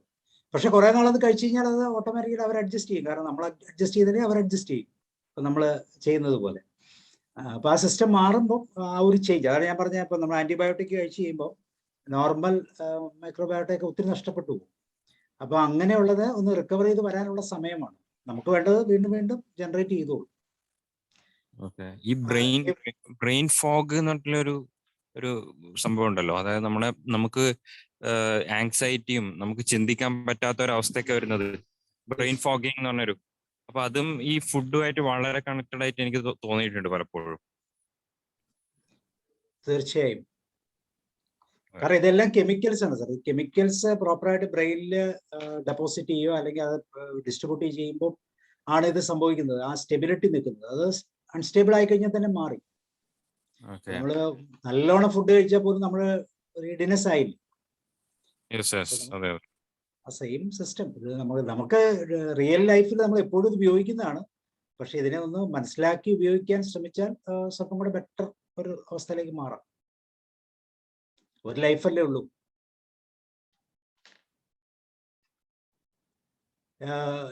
എന്നെ സംബന്ധിച്ചോളം പറഞ്ഞാൽ മാറ്റിനി ഫ്രീ വെബിനാർ എന്ന് പറഞ്ഞാൽ എല്ലാ ദിവസവും 7 മണിക്ക് ഞങ്ങളുടെ പ്ലാറ്റ്ഫോമിൽ ക്ലാസ്സുകളുണ്ട്. സെൽഫ് അവയർനെസ്, സൈക്കോളജിക്കൽ, ഫിനാൻഷ്യൽ, അങ്ങനെ പലതരം കുട്ടികളുടെ ലേണിംഗ് ഡിസേബിലിറ്റി, ഇങ്ങനെയുള്ള പലതരത്തിലുള്ള ക്ലാസ്സുകൾ എല്ലാ ദിവസവും 7 മണിക്കുണ്ട്. നിങ്ങൾക്ക് ആർക്കെങ്കിലും ജോയിൻ ചെയ്യണം, ലിങ്ക് കിട്ടണമെന്നുണ്ടെങ്കിൽ എൻ്റെ ബാക്ക് സൈഡിലുള്ള നമ്പറിൽ എനിക്കൊന്ന് ചാറ്റ് ചെയ്താൽ മതി. അല്ലെങ്കിൽ ഡോക്ടർ സാബു കേരളം എന്ന് പറഞ്ഞ് നമ്മുടെ യൂട്യൂബിൽ സെർച്ച് ചെയ്താൽ അതിൻ്റെ വീഡിയോസ് എല്ലാം, ഇതിൻ്റെ എല്ലാം വീഡിയോസ് നമ്മൾ അതിൻ്റെ അകത്ത് ഇടാറുണ്ട്, ഡെയിലി അപ്ഡേറ്റ് ചെയ്യാറുണ്ട്. Okay, thank you sir. Thank you. വേറെ എന്തെങ്കിലും ചോദിക്കാൻ അഭിപ്രായങ്ങൾ? ബാലൻ സാർ പറയും. നമസ്കാരം സർ. സാറിന്റെ പ്രഭാഷണം വളരെ വളരെ വളരെ വിജ്ഞാനപ്രദമായിരുന്നു. പ്രത്യേകിച്ച് ശാസ്ത്രത്തിന്റെ ഒരു പിൻബലത്തോടു കൂടിയാണ് സംസാരിച്ചത്. അതിൽ ഒരുപാട് കാര്യങ്ങൾ മനസ്സിലാക്കേണ്ടതുണ്ട്. പക്ഷെ എന്നാലും എനിക്ക് മനസ്സിലാകാത്തൊരു വിഷയം ഞാൻ ചോദിക്കുകയാണ്. അതിൽ ഡോപ്പമിൻ പ്രൊഡ്യൂസിങ് ഫുഡ്സിനെ പറ്റി പറഞ്ഞതിൽ പർട്ടിക്കുലർ ബനാനാസ് എന്ന് പറഞ്ഞിട്ടുണ്ട്. പർട്ടിക്കുലർലി എഴുതിയ മിസ്റ്റേക്ക് ആയിരിക്കും സാർ. പർട്ടിക്കുലർലി എന്നായിരിക്കും. ബനാനാസ് എന്നാണ് അല്ലേ? അങ്ങനെയാണല്ലേ? ബനാനാസിന് അതുകൊണ്ടല്ലേ നമ്മൾ കുട്ടികൾക്കൊക്കെ കൊടുക്കാറില്ലേ? സന്തോഷിക്കില്ല, കൊച്ചു കുട്ടികൾ എപ്പോഴും സന്തോഷിക്കണം. ഏറ്റവും കൂടുതൽ ഫുഡ് കൊടുക്കുന്നത് ബനാന ബേസ്ഡ് അല്ലേ? ഞാൻ വിചാരിച്ച ബനാനാസ് തന്നെ ചിലത് ചെറുപഴവും അതിലെന്തോ വ്യത്യാസമാണെന്ന് പെട്ടെന്ന് വിചാരിച്ചു. ശരി. പിന്നെ വേറൊരു വിഷയം പറയാനുള്ളത്, ഈ സിദ്ധവൈദ്യത്തിലൊക്കെ ഒരു 6 ചുവൈ അന്നം എന്ന് പറയുന്നുണ്ട്. ഈ 6 ചുവൈ അന്നം എന്ന് പറയുന്ന ഷഡ്രസങ്ങൾ നമ്മളുടെ ഭക്ഷണത്തിന് പചിപ്പിക്കുന്നുണ്ട് എന്നുള്ള അർത്ഥത്തിലാണ്. അപ്പൊ നമ്മള് കഴിക്കുന്ന ഭക്ഷണത്തിൽ ഈ 6 രസങ്ങളും ഉൾപ്പെടുത്തുകയാണെങ്കിൽ അത് നമ്മുടെ ദഹനത്തിനെയും നമ്മുടെ ആരോഗ്യത്തിനെയൊക്കെ വർദ്ധിപ്പിക്കുന്ന സിദ്ധവൈദ്യം പറയുന്നുണ്ട്. അപ്പൊ നമ്മൾ പ്രധാനമായിട്ട് ഭക്ഷണം കഴിക്കുന്ന സമയത്ത് 2 പ്രധാനപ്പെട്ട രസങ്ങൾ മാത്രമേ ഉൽപ്പാദിപ്പിക്കപ്പെടുന്നുള്ളൂ. ഒന്ന് മധുരം, ഒന്ന് ഉപ്പ്. നമ്മൾ പ്രധാനമായിട്ട് അതാണ് നോക്കുക. അതിൽ കൂടുതലായിട്ട് എരിവ്, പുളി, ചവർപ്പ്, കയ്പ് മുതലായ രസങ്ങളും കൂടി ഭക്ഷണത്തിൽ ഉൾപ്പെടുമ്പോഴാണ് ഭക്ഷണത്തിന്റെ ആ ഒരു പൂർണ്ണത വരുന്നത്. ഈ പ്രോസസ്സിങ് നടക്കുന്ന ഗട്ട് ഏരിയയിലാണെന്നാണ് കേട്ടിട്ടുള്ളത്. അത് ആ ഗട്ടിൽ കൂടെ കടന്നു പോകുമ്പോഴാണ് ശരീരം അത് ആക്സെപ്റ്റ് ചെയ്യുന്നത്. അപ്പൊ അങ്ങനെ പറയുമ്പോൾ സാറ് പറഞ്ഞതിനോട് വളരെ ശരിയായി വരുന്നുണ്ട്. പിന്നെ വേറൊരു കാര്യം പറയാനുള്ളത്, ഇപ്പൊ ഈ ഭഗവത്ഗീതയിൽ ഒരു ഭക്ഷണം കഴിക്കുമ്പോൾ ഒരു മന്ത്രമുണ്ട്. ആ മന്ത്രത്തിൽ നമ്മളെ ശരീരം ദഹിപ്പിക്കുന്ന ഒരു കാര്യം പറയുന്നുണ്ട്. അപ്പൊ അതെങ്ങനെയാണ്? അഹം വൈശ്യാനരോ ഭൂത്വ പ്രാണിനാം ദേഹമാശ്രിത പ്രാണ അപാന സമായുക്ത പജാമ്യന്നം ചതുർവിധം എന്നാണ് പറയുന്നത്. അപ്പൊ കൃഷ്ണൻ അത് ഈശ്വരൻ അഗ്നിയാണ് എന്നുള്ള രൂപത്തിൽ കൂടിയാണ് അത് പറയുന്നത്. എന്നിട്ടാണ് നമ്മളുടെ ചയാപചയങ്ങൾ നടക്കുന്നത്. ആ അഗ്നിന്റെ രൂപത്തിലാണ് നമ്മുടെ ശരീരത്തിൽ നാം കഴിക്കുന്ന ഭക്ഷണം ദഹിപ്പിക്കുന്നതെന്ന് പറയുന്നത്. അപ്പൊ അവിടെ ആ അഗ്നിയായിട്ട് നമ്മൾ വരുന്നത് നമ്മളുടെ ദഹനരസങ്ങൾ തന്നെയാണ്. ദഹനരസങ്ങൾ ഉൽപ്പാദിപ്പിക്കപ്പെടുന്നത് നമ്മുടെ ശരീരത്തിലേക്ക് എത്തുന്ന ഷഡ്രസങ്ങളിൽ കൂടെയാണ്. അപ്പോ അതൊക്കെ വെച്ച് നോക്കുന്ന സമയത്ത് ശരീരത്തിനെ പറ്റി നമ്മളെ പൂർവികർ ഭാരതീയരും കുറച്ച് ശാസ്ത്രീയമായിട്ട് മനസ്സിലാക്കിയിരുന്നു മനസ്സിലാക്കി. ഇപ്പൊ സയൻസിന്റെ പിൻബലത്തോടുകൂടി പലതും കൂടുതലായിട്ട് മനസ്സിലാക്കുന്നുണ്ട്. അപ്പൊ അങ്ങനെയുള്ള കുറെ കാര്യങ്ങൾ സാറ് പറഞ്ഞിട്ടുണ്ട്. സാറ് പറഞ്ഞ കുറെ കാര്യങ്ങൾ ഇനിയും എന്താ പറയാ, അല്പം കൂടി വിശദീകരണം അർഹിക്കുന്ന പല ഘടകങ്ങളും അതിലുണ്ട്. എന്നാലും വളരെ നല്ലൊരു പ്രഭാഷണമായിരുന്നു. വളരെ വിജ്ഞാനപ്രദമാണ്. പിന്നെ അവസാനം ക്രിസ്തുദേവനെ പറ്റി പറഞ്ഞു, അതും വളരെ നന്നായിട്ടുണ്ട്. കാരണം ആ ഒരു ഈ സമയത്ത് നമുക്ക് തരാൻ പറ്റുന്ന ഒരു ഉപദേശം ഞാൻ മനസ്സിലാക്കിയെടുത്തോളം, പ്രത്യേകിച്ച് ഒരു റിവാർഡൊന്നും കിട്ടാതെ ഇങ്ങനെ ഒരു പരിപാടി, വിങ്സ് ഓഫ് ലൈഫ് എന്ന് പറഞ്ഞൊരു പരിപാടി സാറ് നടത്തുന്നത് തന്നെ സാറ് സ്വയം ജീവിതത്തിൽ അനുഷ്ഠിക്കുന്ന ഒരു കാര്യമാണ് ഒരു ഉപദേശ രൂപത്തിൽ നമ്മളോട് പറഞ്ഞതെന്നാണ് മനസ്സിലായത്. അപ്പോൾ അതും വളരെ പ്രശംസാർഹമാണ്. ഇത്തിരി എനിക്ക് പറയാനുള്ളത്. Thank you sir. ഓക്കെ, വേറെ എന്തെങ്കിലും? റോയ് സാർ. സാറേ, ഞാന് ഗ്രാജുവേഷന് സുവോളജിയാണ് പഠിച്ചത്. അപ്പൊ ഇന്റേണൽ ആയിട്ടുള്ള ഓർഗനെ കുറിച്ചും അതിന്റെ കാര്യങ്ങളും ഒക്കെ സാറ് പറഞ്ഞ ഈ വില്ലീസിന്റെ കാര്യമൊക്കെ നല്ല ക്ലിയർ ആയിട്ട് മനസ്സിലായി. പക്ഷേ ഇങ്ങനെ ഒരു ബ്രെയിനുമായിട്ടുള്ള ഒരു അനലൈസ് ഇതിനിടയിൽ എങ്ങും കിട്ടിയിട്ടില്ല. പക്ഷെ സാർ അത് വളരെ എക്സാമ്പിൾ സഹിതം കൃത്യമായിട്ട് മനസ്സിലാക്കി. കാരണം ഞാൻ സാറിന്റെ തന്നെ വാഗസ് നെഹ്റുവിനെ കുറിച്ച് ഞാൻ പഠിച്ചിരുന്നു സാറെടുത്ത ക്ലാസ്. അതായത് മറ്റേ ഇന്റേണൽ ആയിട്ടുള്ള ഗട്ടിന്റെ ഇൻഡസ്ട്രിയിൽ ഇന്റേണൽ ഓർഗൻസിന്റെ എല്ലാം കണക്ഷൻ ബ്രെയിനുമായിട്ട് കൊണ്ടുവരുന്നത് സാർ അത് പറഞ്ഞിരുന്നതുകൊണ്ട് കുറേ കൂടെ എനിക്കത് ഫോളോ ചെയ്യാൻ പറ്റി. അപ്പൊ അതുപോലെ തന്നെ വളരെ പ്രധാനമായിട്ട് സാറ് മനസ്സിലാക്കി തന്ന ഒരു കാര്യം, അതായത് ന്യൂറോ ട്രാൻസ്മിറ്റേഴ്സ് ആയ ഡോപ്പമിനും സീറോട്രോണിന്റെയും കാര്യങ്ങൾ പറഞ്ഞു, അത് അതിന്റെ പർപ്പസ് പറഞ്ഞു. പക്ഷേ അത് ഇപ്പൊ സീറോട്രോൺ എക്സസൈസിലൂടെ ഡെവലപ്പ് ചെയ്യാൻ പറ്റുമെന്നും ഡോപ്പമിൻ ഭക്ഷണത്തിലൂടെ, നമ്മുടെ ചില പ്രത്യേക ഭക്ഷണത്തിലൂടെ അക്വയർ ചെയ്യാൻ പറ്റുമെന്ന് പറയുമ്പോൾ തന്നെ ഈ സെക്കൻഡ് ബ്രെയിനിന്റെ ഒരു ഇമ്പോർട്ടൻസ് അവിടെ സാറ് റിവീൽ ചെയ്തു. എനിവേ, ഇത് വളരെ ചിന്തിക്കേണ്ടതും, അത് ഈ ഫീൽഡില് ചില കാര്യങ്ങൾ നമ്മുടെ പ്രായോഗിക ജീവിതത്തിൽ മനസ്സിലാക്കിയെടുക്കാനും പറ്റുന്ന ഒരു സൈക്കോളജിക്കൽ അനലൈസ് കൂടിയാണ് സാറിന്റെ ഈ ക്ലാസ്. ഓക്കെ, അതിലെല്ലാം ഉപരിയായി സാറ് തന്നെ പറഞ്ഞു, ജീവിതത്തിലൂടെ ജീവിത ലക്ഷ്യം മനസ്സിലാക്കി കൊടുക്കുക എന്ന് പറയുന്നത് ക്രിസ്തുദേവൻ ചെയ്തത് തന്നെ സാറ് അതിന്റെ ഒരു ഭാഗമാണ് ഇപ്പോൾ ഇവിടെ കാണിച്ചത്. ജീവിതത്തിലൂടെ ജീവിത ലക്ഷ്യം മനസ്സിലാക്കി കൊടുക്കുക എന്ന് പറയുന്നത് മനസ്സിലായ കാര്യങ്ങൾ മറ്റുള്ളവരിലേക്ക് ഷെയർ ചെയ്യാനും അതുപോലെ കൂടുതൽ കാര്യങ്ങൾ മറ്റുള്ളവർക്ക് ഷെയർ ചെയ്ത് കൊടുക്കുന്നതിനുമുള്ള ഒരു ശ്രമം, അത് വളരെ അപ്രീഷിയബിൾ. കാരണം പലരും കിട്ടുന്ന വിവരങ്ങൾ ഉള്ളിൽ വെച്ചോണ്ടിരിക്കുകയുള്ളൂ, ആർക്കും പറഞ്ഞു കൊടുക്കാതെ കിട്ടുമ്പോൾ അത് ഞാൻ വലിയ ജ്ഞാനിയാണെന്ന് കാണിക്കാൻ പോകുന്ന കാലഘട്ടങ്ങളാണ് പലപ്പോഴും ഇപ്പോൾ ഉള്ളത്. അതല്ല, കൊടുക്കും തോറും ഏറിടുന്ന പറയുന്നത് ജ്ഞാനം. ആ ഒരു പ്രിൻസിപ്പിൾ വെച്ചുകൊണ്ട് സാറ് ഈ പറഞ്ഞോണം ജീവിതത്തിലൂടെ ജീവിത ലക്ഷ്യം മനസ്സിലാക്കി കൊടുക്കാനുള്ള പ്രയത്നം, ഒരു നടപടി ആണല്ലോ സാർ ഇപ്പോൾ ചെയ്തുകൊണ്ടിരിക്കുന്നത്. എല്ലാവിധത്തിലും വളരെയധികം വാല്യൂ ആയിട്ടുള്ള ഒരു വ്യക്തിത്വം. അപ്രീഷിയേറ്റ് ചെയ്യുന്നു. Thank you sir. Thank you sir. നമ്മള് പഴയ കാലത്തൊന്നും ഇത് കൃത്യമായിട്ടൊന്നും ഇല്ല സാർ. ഈ അടുത്ത കാലങ്ങളിലാണ് ഈ മൈക്രോബയോംസിനെ കുറിച്ചൊക്കെ ഉള്ള പഠനങ്ങൾ തന്നെ വന്നതെന്നാണ് എനിക്ക് തോന്നുന്നത്. ഒരു 5-6 വർഷങ്ങൾക്ക് പഴക്കമായിട്ടുള്ളൂ. അങ്ങനെയല്ലേ മാം, ഗിരിജ മാം? ഇത് ഇപ്പോഴുള്ള ലേറ്റസ്റ്റ് ആയിട്ടുള്ള പുതിയ ഇൻഫർമേഷൻ ഒക്കെയാണ് കേട്ടോ. പക്ഷെ പഴയ കാരണവന്മാരോട് ചോദിച്ചു കഴിഞ്ഞാൽ ഇതെല്ലാം കൃത്യമായിട്ട് അവര് അനുഷ്ഠിക്കുണ്ടായിരുന്നു. അവർക്ക് ഇത് എവിടുന്ന് കിട്ടി എന്ന് ചോദിച്ചാൽ ഒരു കോമ്പിനേഷൻ ഓഫ് ഫുഡൊക്കെ അവർ ഇത് അറിഞ്ഞിട്ടാണോ ചെയ്യണെന്നൊക്കെ എനിക്ക് അതിശയം തോന്നിയിട്ടുണ്ട്. എപ്പോഴും ഭക്ഷണം ഉണ്ടാക്കുമ്പോൾ ഒരു പുളിയുള്ള ഒരു കറി ഉണ്ടാക്കും, ഒന്നെങ്കിൽ മോരൊഴിച്ചു കൂട്ടാൻ അല്ലെങ്കിൽ പുളിശ്ശേരി, അങ്ങനത്തെ ഒരു കോമ്പിനേഷൻ ഉണ്ടായിരുന്നു. ഈ അമ്മമാർ ഇതൊക്കെ പഠിച്ചിട്ടാണോ എന്നൊക്കെ ഞാൻ എപ്പോഴും ആലോചിക്കാറുണ്ട്. തമിഴ്നാട്ടിലെ സാറേ തൈര് സാദം, പക്ഷെ അതിനെപ്പറ്റി നെഗറ്റീവ് ആയിട്ട് ഒത്തിരി പറയുന്നുണ്ടല്ലോ സാർ. അതും അത്ര നല്ല അതെല്ലാം പറയുന്നുണ്ട്. പക്ഷെ പുതിയ തലമുറയാ പറയുന്നത്, പഴയ തലമുറ പറയുന്നതൊന്നും തെറ്റാൻ കാര്യമില്ല. നമ്മൾ മാതാപിതാക്കളെ അനുസരിക്കുന്നില്ല എന്നുള്ളത് തന്നെയാണ് ഒരു പ്രധാനപ്പെട്ട കാരണം. ഇല്ലെങ്കിൽ അവർ പറഞ്ഞത് പണ്ടേ അനുസരിച്ചേനെ. ഇപ്പൊ നമ്മളതല്ലല്ലോ, അതിനേക്കാളും ബെസ്റ്റ് ആയിട്ടുള്ള ഫുഡ് കിട്ടുമെന്ന് വിചാരിച്ച് നമ്മളെ ശപിക്കുകയല്ലേ ചെയ്യുന്നത്. അതാണ് പറ്റുന്നത്. വേണു സാർ പറയും. സാറുടെ ക്ലാസ് വളരെ വിജ്ഞാനപ്രദമായിരുന്നു. പക്ഷെ എനിക്ക് പല കാര്യങ്ങളും അതിൽ മനസ്സിലാകാത്ത ഒരു കാര്യമുണ്ട്. ഞാനതൊരു ചോദ്യത്തിൻ്റെതാക്കാം. കാരണം എന്താ വെച്ചാൽ പണ്ടത്തെ ആൾക്കാർ ബിരുദാഹാരം എന്ന് പറയുമ്പോൾ അവർ ആ ആഹാരത്തെ കുറിച്ച് വളരെ ബോധവാന്മാരായിരുന്നു. അത് മാത്രമല്ല, ഈ അറോമാറ്റിക് കോമ്പൗണ്ട്, അതായത് ബാക്ടീരിയ എന്നും കൂടി നമ്മൾ അത് പഠിക്കുന്നുണ്ട്. അപ്പൊ അറോമാറ്റിക് എങ്ങനെ വെച്ചാൽ വായിൽ സ്മെൽ ഉണ്ടാവുമ്പോൾ അവിടെ ഒരു ഫൗൾ സ്മെൽ ഉണ്ടാവുന്ന അറോമാറ്റിക് ബാക്ടീരിയ ആണ്. അപ്പൊ ആ ബാക്ടീരിയയെ കുറിച്ച് അവർ വളരെ നന്നായിട്ട്, കാരണം ടൂത്ത് അതായത് പല്ലെല്ലാം എങ്ങനെ പിന്നെ കൊണ്ടു നടക്കണം എന്നുള്ളതെല്ലാം അവർ വളരെ നന്നായിട്ട് മനസ്സിലാക്കിയിട്ടുണ്ട്. ഈ ബാക്ടീരിയ ആണ് ഇതിനൊക്കെ കാരണം എന്നുള്ളത്, പിന്നെ ഫ്യൂമിഗേഷൻ ഉണ്ടാകാനുള്ള കാരണം എന്നെല്ലാം അവർ തിരിച്ചറിഞ്ഞിട്ടുണ്ട്. പക്ഷേ അത് ഇന്നത് അവര് പറയുന്ന ഭാഷയല്ല നമ്മൾ ഇന്ന് കേൾക്കുന്നതെന്നാണ് എനിക്ക് തോന്നിയത്. പിന്നെ എനിക്ക് മനസ്സിലാകാത്ത ഒരു കാര്യം സർ, ഈ ലീക്കി ഗട്സ് എന്ന് പറഞ്ഞല്ലോ, അത് എന്താണത്? ലീക്കി ഗട്സ്. ലീക്കി ഗട്ട് എന്ന് പറഞ്ഞാല് ഇത്രേ ഉള്ളൂ. നമ്മുടെ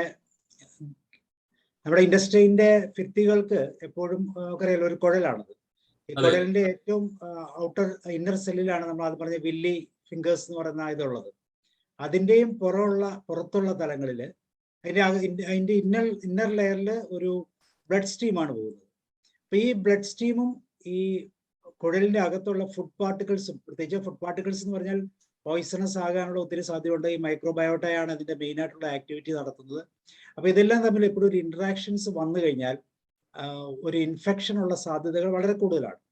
അപ്പൊ ആ ഒരു തലത്തെയാണ് നമ്മൾ ലീക്കി ഗട്ട് എന്ന് പറഞ്ഞ തലം ഉപയോഗിക്കുന്നത്. ഇപ്പൊ ഈ എക്സാമ്പിൾ കണ്ടാൽ സാർ നോക്കി അറിയാം, ഇതിനകത്ത് ഈ ലീക്കി ഗട്ടിന്റെ ഒരു എക്സാമ്പിൾ ഒരു ഇൻഡസ്ട്രിയലിന്റെ സെല്ലാണ് ഈ കാണിച്ചിരിക്കുന്നത്. ഈ ഇൻഡസ്ട്രിയൽസിന്റെ അകത്ത് കാണുന്ന ആ ചെറിയ കുമിള പോലെയാണ് നമ്മൾ വില്ലി എന്ന് പറയുന്നത്. ലിംസ് ആണോ അത് ഉദ്ദേശിക്കുന്നത്? ഒരു ലിംസ് ആ ചെറിയ ചെറിയ ലിംസ് പോലത്തെ ഇതാണ് നമ്മള് വില്ലി സെൽസ് എന്ന് പറയുന്നത്, പൊങ്ങി നിൽക്കുന്നത്, നമ്മുടെ തലമുടി നിൽക്കുന്ന പോലെ നിൽക്കുന്നത്. അതിന്റെ താഴെ കാണുന്നത് ബ്ലഡ് സ്ട്രീമാണ്. അപ്പൊ ഈ നോർമൽ സെൽ എന്ന് പറയുന്നത് ലെഫ്റ്റ് സൈഡിൽ കാണുന്ന പോലെ ഇങ്ങനെ ജോയിൻ ചെയ്ത് കറക്റ്റ് ആയിട്ടിരിക്കുക, നോർമൽ ടൈറ്റ് ജംഗ്ഷൻ എന്ന് കണ്ടോ. ഇതിന്റെ റൈറ്റ് സൈഡിൽ നോക്കി അറിയാം, ഇതിനിടയിൽ ഇടയ്ക്ക് ഗ്യാപ്പ് ഉണ്ട്. ഈ ഗ്യാപ്പ് മീൻസ് ഇവിടെ ഇതിന്റെ ഇടയിലുള്ള ടിഷ്യൂസിനുണ്ടാകുന്ന പ്രോബ്ലംസ് ആണ്. ആ പ്രോബ്ലംസ് എന്തുകൊണ്ട് ഉണ്ടാകുന്നു എന്നുള്ളതാണ് പ്രശ്നം. ഉണ്ടാകാനുള്ള ഒരു കാരണം മുകളിൽ എഴുതിയിട്ടുണ്ട്, സ്ട്രെസ് കോർട്ടിസോൾ. അപ്പോൾ കോർട്ടിസോളും സ്ട്രെസ്സും ഉണ്ടാകുന്നുണ്ടെങ്കിൽ ഇൻഫ്ലമേഷൻ ഉണ്ടായി ഈ സെൽസിലുള്ള ഭിത്തികൾ അല്ലെങ്കിൽ ഇത് തമ്മിലുള്ള ഒരു കോമ്പിനേഷൻ നഷ്ടപ്പെട്ടു പോയി കഴിഞ്ഞാൽ ഓട്ടോമാറ്റിക്കായിട്ട് ഈ ഗട്ടിൽ കൂടെ പോകുന്ന, ഗട്ടിന്റെ അല്ലെങ്കിൽ ഇൻഡസ്ട്രീന്റെ സെൽസിന്റെ അകത്തുകൂടെ കുടലിൽ കൂടെ പോകുന്ന ഇൻഫർമേഷൻസ് എല്ലാം ഈ ബ്ലഡ് സ്ട്രീം, ഇതൊരു ബ്ലഡ് സ്ട്രീം ബാരിയർ ഉണ്ട്, ബ്രെയിനിന്റെ ബ്ലഡ് സ്ട്രീം ബാരിയർ ഉണ്ട്. കാരണം ബ്ലഡ് എല്ലായിടത്തും പോകുന്നതാണ്. അങ്ങനെ എല്ലായിടത്തും പോകുന്നത് ഇവിടെ ഉണ്ടാകുന്ന ഇൻഫ്ലമേഷൻ ക്യാരി ചെയ്ത് കഴിഞ്ഞാൽ അത് ബ്രെയിനിനെ വരെ അഫക്ട് ചെയ്യാം. അപ്പൊ ഇതിനാണ് നമ്മൾ ലീക്കി ഗട്ട് എന്ന് പറയുന്നത്. അപ്പൊ ഇത് സംഭവിക്കുന്നത് എങ്ങനെയാണെന്ന് വെച്ചാൽ അകത്ത് ഈ ഇൻഡസ്ട്രീന്റെ പ്രോബ്ലം ഉണ്ടാകും, അതേ സമയത്ത് തന്നെ ഈ കോർട്ടിസോൾ എപ്പോഴും ബ്ലഡിലാണ് ലയിക്കുന്നത്. നമുക്ക് ദേഷ്യം വന്നു കഴിഞ്ഞാൽ, ഒരാളോട് വൈരാഗ്യം വന്നു കഴിഞ്ഞാൽ ബ്ലഡിലാണ് അത് ലയിക്കുന്നത്. ബ്ലഡിൽ ലയിച്ച് കഴിയുമ്പോൾ ഓട്ടോമാറ്റിക്കായിട്ട് അതൊരു നെഗറ്റീവ് എഫക്റ്റ് ആണ് നമുക്കറിയാം. അതൊരു എന്താ പറയുന്ന ഒരു ആസിഡ് പോലെ റിയാക്ട് ചെയ്ത് വിചാരിക്കും. അവിടെ പ്രൊഡ്യൂസ് ചെയ്യുന്ന കെമിക്കൽ പ്രോഡക്ട്സ് എന്താണെന്നുള്ളത് നമുക്ക് അതിൽ പറയുന്നുണ്ടോ? അല്ല, കോർട്ടിസോൾ എന്ന് പറയുന്നത് കെമിക്കൽ എന്താണെന്ന് ഡീറ്റെയിൽസ് നോക്കി അറിയാം, തീർച്ചയായിട്ടും പറയുന്നുണ്ട്, കൃത്യമായിട്ട് പറയുന്നുണ്ട്. എനിക്കത് കാണാതെ പറയാൻ അറിയത്തില്ല. കോർട്ടിസോൾ കൊണ്ട് ഡെവലപ്പ് ചെയ്യുന്നത് തീർച്ചയായിട്ടും നെഗറ്റീവായിട്ടുള്ള, പക്ഷെ അത് നമ്മുടെ ഫൈറ്റ് ആൻഡ് ഫ്ലൈറ്റ് സിറ്റുവേഷനെ ഓവർകം ചെയ്യാൻ വേണ്ടിയിട്ടാണ്. പക്ഷെ ഫ്ലൈറ്റ് ആൻഡ് ഫൈറ്റ് സിറ്റുവേഷൻ ഉണ്ടാകുന്നില്ലാത്ത ഒരു അവസരത്തിൽ, അപ്പൊ ഞാൻ പറഞ്ഞില്ല, ഒരാളുടെ മുഖത്ത് നോക്കി നമുക്ക് ദേഷ്യപ്പെടുകയാണ്, ഒരാളുടെ മുഖം കണ്ട അപ്പൊ തന്നെ ദേഷ്യപ്പെടുവാണെങ്കിൽ അതൊരു ഫ്ലൈറ്റ് ഓർ ഫൈറ്റ് സിറ്റുവേഷൻ അല്ല, നമ്മളുടെ മാനറിസത്തിന്റെ പ്രോബ്ലമാണത്. അങ്ങനെയുള്ള പ്രോബ്ലത്തിൽ ബ്ലഡ് സ്ട്രീമിൽ എപ്പോഴും കോർട്ടിസോൾ ആണ്. ഇങ്ങനെ കോർട്ടിസോൾ വരുമ്പോൾ ഓട്ടോമാറ്റിക്കായിട്ട് ഈ ലീക്കി ഗട്ട് എന്ന് പറഞ്ഞ തലത്തിലൂടെ ഈ കോർട്ടിസോൾ അങ്ങോട്ടും ഇങ്ങോട്ടുമായിട്ടുള്ള കണക്ടിവിറ്റി വരാനുള്ള സാധ്യത വന്നാൽ കുടലിൽ കൂടെ ഇൻഡസ്ട്രിയിൽ കൂടെ പോകുന്ന ഈ ഫുഡ് പാർട്ടിക്കിൾസിന്റെ ഇൻഫ്ലമേഷൻസ് എല്ലാം ബ്ലഡിൽ എഫക്ട് ചെയ്യും, അത് പ്രോബ്ലമായിട്ട് വരും.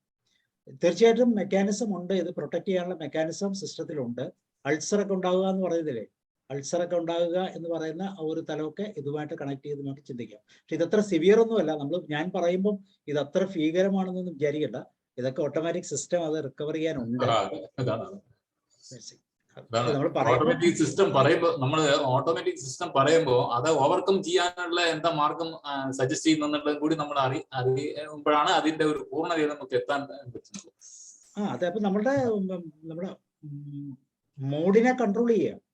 നമ്മുടെ ശരീരത്തിലെ cortisol, adrenaline, non adrenaline, norepinephrine അങ്ങനെയുള്ള സാധനങ്ങൾ നമ്മുടെ ബ്ലഡിലേക്ക് ലയിക്കുമ്പോഴാണ് ഇതിനകത്ത് ഒരു പ്രോബ്ലം വരുന്നത്. പിന്നെ ഇൻഡസ്ട്രിയിൽ നമുക്ക് ഫോറിൻ പാർട്ടിക്കിൾസ് വരുന്നു. ആ ഫോറിൻ പാർട്ടിക്കിൾസ് അല്ലെങ്കിൽ നമുക്ക് ഡൈജസ്റ്റ് ചെയ്യാൻ പറ്റാത്ത ഇത് പറഞ്ഞ പ്ലാസ്റ്റിക് പോലുള്ള സാധനങ്ങൾ വന്നു കഴിഞ്ഞാൽ ഇതേ പ്രശ്നം ഉണ്ടാവും. അപ്പൊ ഇത് രണ്ടും കൂടെ വരുമ്പോൾ ഈ മെംബ്രെയിനൊക്കെ ബ്ലോക്ക് ആവും, പ്രോബ്ലം ആവും. അൾസർ എന്നൊക്കെ പറയുന്ന ഒരു തരത്തിലേക്ക് വരുന്നത്. അല്ല അത് പെർട്ടിക്കുലർ പോർട്സിനെ അത് എഫക്ട് ചെയ്യുന്നു. ഇപ്പോൾ അൾസർ എന്ന് വെച്ചാൽ ഇൻഡസ്ട്രിയൽ റീജിയനിലാണല്ലോ നമ്മൾ ഉദ്ദേശിക്കുന്നത്. പക്ഷെ അങ്ങനെയാണെങ്കിൽ ഇത് ഈവൻ ബ്രെയിൻ അടക്കം ബാധിക്കില്ല എന്നുള്ളതാണ് ചോദ്യം. തീർച്ചയായിട്ടും ബാധിക്കും. അങ്ങനെ ബാധിച്ച് പലതും സംഭവിക്കുന്നുണ്ട്, നമ്മൾ അറിയുന്നില്ലെന്നേ ഉള്ളൂ. അങ്ങനെയൊക്കെ രക്ഷപ്പെട്ടു പോകുന്നു മാത്രമേ ഉള്ളൂ. ചിലർക്ക് ടെൻഷൻ വരുമ്പോ കൂടുതൽ ഫുഡ് കഴിക്കുകയും ചിലർക്ക് ടെൻഷൻ വരുമ്പോ അപ്പറ്റ് തീരെ വിശപ്പില്ലാതെയും വരില്ല. അത് ഈ മൈക്രോബയോട്ട ആയിട്ടുള്ള എന്തെങ്കിലും റിലേഷൻ ആണോ സാറേ? ഇങ്ങനത്തെ സിസ്റ്റം വരുമ്പോൾ ഈ ബാലൻസ് എല്ലാം പോകും. ഒരു ഹോമിയോസ്റ്റാസ് ബാലൻസ് പോലെ ഒരു സൈക്കോളജിക്കൽ ഫിസിക്കൽ ബാലൻസ് അത് നഷ്ടപ്പെട്ടു പോയി കഴിയുമ്പോൾ ഈ ന്യൂറോൺ ട്രാൻസ്മിറ്റർ, ഇപ്പൊ നമ്മൾ ലേണിംഗ് ഡിസേബിലിറ്റി ഉള്ള ഒരു കുട്ടിക്ക് സംസാരിക്കാൻ കറക്റ്റ് പറയാൻ പറ്റാത്ത ഒരു കുട്ടിയോട് വീണ്ടും വീണ്ടും വായിക്കാൻ പറഞ്ഞാൽ അത് തപ്പിത്തടഞ്ഞു പോകുന്നതിന് കെമിക്കൽ ഉണ്ട്, പക്ഷെ പ്രോപ്പറായിട്ട് കെമിക്കൽ എത്തേണ്ടടുത്ത് എത്തിക്കാൻ പറ്റുന്നില്ല. അതിന് പകരം വേറെ സ്ഥലങ്ങളിലാണ് എത്തുന്നത്. അപ്പൊ നമ്മൾ പറയുമ്പോൾ അങ്ങനെയുള്ള കുട്ടിയോട് നമ്മൾ പറഞ്ഞ് വീണ്ടും വീണ്ടും വായിക്കാൻ പറഞ്ഞാൽ ദേഷ്യപ്പെട്ട് എഴുന്നേറ്റ് പോകും. ദേഷ്യപ്പെടുമ്പോൾ ഉണ്ടാകുന്നത് മറ്റൊരു കെമിക്കലാണ്.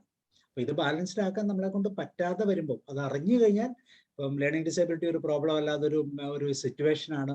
ആ സിറ്റുവേഷൻ ഓവർകം ചെയ്യാൻ കുട്ടിക്കാലത്തെ പറ്റത്തുള്ളൂ. അതിനുശേഷം റെമഡീസ് ആണ് പറ്റുള്ളൂ. അല്ലാതെ കൊച്ചിനെ നമ്മൾ അടിക്കുകയോ അതിനോട് ബഹളം വെക്കുകയോ ചെയ്തിട്ട് കാര്യമില്ല എന്ന് നമ്മൾ തിരിച്ചറിഞ്ഞാൽ നമ്മൾ അതിനോട് വഴക്കിടേണ്ട കാര്യമില്ല. അതിന് പകരം നമ്മൾ രണ്ടുപേരും ദേഷ്യപ്പെടുവാണ്. ആ കുട്ടിയും ദേഷ്യപ്പെടും, നമ്മൾ ദേഷ്യം. അങ്ങനെ വരുമ്പോൾ ഇതുപോലത്തെ ഒരു സിസ്റ്റം, ഒരു എക്സാമ്പിൾ ഞാൻ പറയുന്നത് മാത്രമേ ഉള്ളൂ. ഇതേപോലെ തന്നെയാണ് ഈ പറയുന്ന ഫുഡ് ബയോമിന് പറ്റാത്ത ഫുഡുകളാണ് ഉപയോഗിക്കുന്നതെങ്കിലും ഈ പ്രശ്നം ഉണ്ടാകും. ഇതൊരു ഒത്തിരി ഡെപ്ത് സ്റ്റഡി വേണ്ടതാണ് സാർ. ഇത് സ്റ്റഡി നടന്നുകൊണ്ടിരിക്കുന്നു. ഞാനും പഠിക്കുന്നേ ഉള്ളൂ. ഞാൻ പഠിക്കുന്നത് ഞാൻ തരുന്നു എന്ന് മാത്രമേ ഉള്ളൂ. ഒത്തിരി ആധികാരികമായിട്ട് ചോദിച്ചാൽ ഇനി കണ്ടുപിടിക്കും ഞാൻ എങ്കിലും. ഓക്കെ, പക്ഷെ ഇതൊക്കെ വണ്ടർഫുൾ ആയിട്ട് നമ്മൾ അറിഞ്ഞിരിക്കേണ്ട കുറെ സിസ്റ്റംസ് ആണ് എന്നൊരു ബോധ്യം എനിക്ക് ഉള്ളത് കൊണ്ടാണ് ഞാൻ അങ്ങനെ ഇച്ചിരി റിസ്ക് എടുത്താണെങ്കിലും പറയുന്നത്. ശ്രദ്ധിച്ചാണ് ഞാൻ പറഞ്ഞ ഒരു വേർഡ് തെറ്റിപ്പോയില്ലേ? സത്യത്തിൽ അത് കേട്ട് കഴിഞ്ഞിട്ട് ഈ ഇൻഫർമേഷൻ ഒരാഴ്ച മുമ്പേ ഞാൻ പ്രിപ്പയർ ചെയ്ത് വെച്ചാൽ, പക്ഷെ അതിന്റെ ആ പ്രൊനൗൺസിയേഷൻ എന്താണെന്ന് ഞാൻ മറന്നുപോയി. ഇന്ന് ധൃതി പിടിച്ച് എഴുതുമ്പോൾ എനിക്ക് നോർമൽ നമ്മൾ മലയാളം വായിക്കുന്ന പോലെ അങ്ങ് വായിച്ചതാണ് പ്രശ്നം വരുന്നത്. അപ്പൊ അതൊക്കെ നമ്മുടെ മനസ്സിൽ എപ്പോഴും നിൽക്കുന്ന കാര്യമല്ല, അത് മറന്നുപോകും. ലാസ്റ്റ് മിനിറ്റ് പ്രിപ്പറേഷൻസ് വന്നില്ല എന്നുള്ളതുകൊണ്ടാണ് അതങ്ങനെ സംഭവിച്ചു. Okay, thank you. നമുക്ക് ഒന്നിച്ച് മുന്നോട്ട് പോകാം. ഒത്തിരി കാര്യങ്ങൾ ഇതുപോലെ പഠിക്കാനുണ്ട്. കുറെ കാര്യങ്ങൾ ഇനി അറിയാനുണ്ട്. സാറിനെ പോലെ വളരെ എന്തൂസിയാസ്റ്റിക് ആയിട്ടുള്ളപ്പം നമുക്ക് വെറുതെ ഇരുന്ന് കേട്ട് കാര്യങ്ങൾ മനസ്സിലാക്കി എടുക്കാലോ. അത് നല്ല കാര്യമില്ല. അങ്ങനെ തന്നെയാ നമ്മുടെ ഗ്രൂപ്പിലെ ആൾക്കാർ പറഞ്ഞത്, കേട്ട് അറിവ് കൂട്ടാലോ എന്നാണ് പറഞ്ഞത് പല ആൾക്കാരും. അപ്പൊ അത് നല്ലതാണ്. അതെ അതെ അതെ. അപ്പോൾ വേറെ ആർക്കും ഒന്നും പറയാനില്ലെങ്കിൽ നമുക്ക് കൺക്ലൂഡ് ചെയ്താലോ? Okay, thank you. എല്ലാവർക്കും ഒരു ക്രിസ്മസ് ആശംസകൾ. മാമിന്റെ കൂടെ പറഞ്ഞോളൂ. ഹാപ്പിനെസ് ഹബിന്റെ കൂടെ ഒരു ക്രിസ്മസ് ആശംസകൾ പറയും. ഹാപ്പിനെസ് ഹബിന്റെ ഇന്നത്തെ സിസ്റ്റം ഇവിടെ അവസാനിക്കുന്നു. അതോടൊപ്പം എല്ലാവർക്കും പ്രത്യാശയുടെ ഒരു ഹാപ്പി ആയിട്ടുള്ള ഒരു ക്രിസ്മസ് എല്ലാവർക്കും ആശംസിക്കുന്നു. നന്ദി, നമസ്കാരം. Thank you madam. Thank you, thank you, thank you and good night. നാളെ നമുക്ക് കിസാൻ ക്രെഡിറ്റ് കാർഡിനെ കുറിച്ച് പഠിക്കാം. Okay, thank you and thank you very much.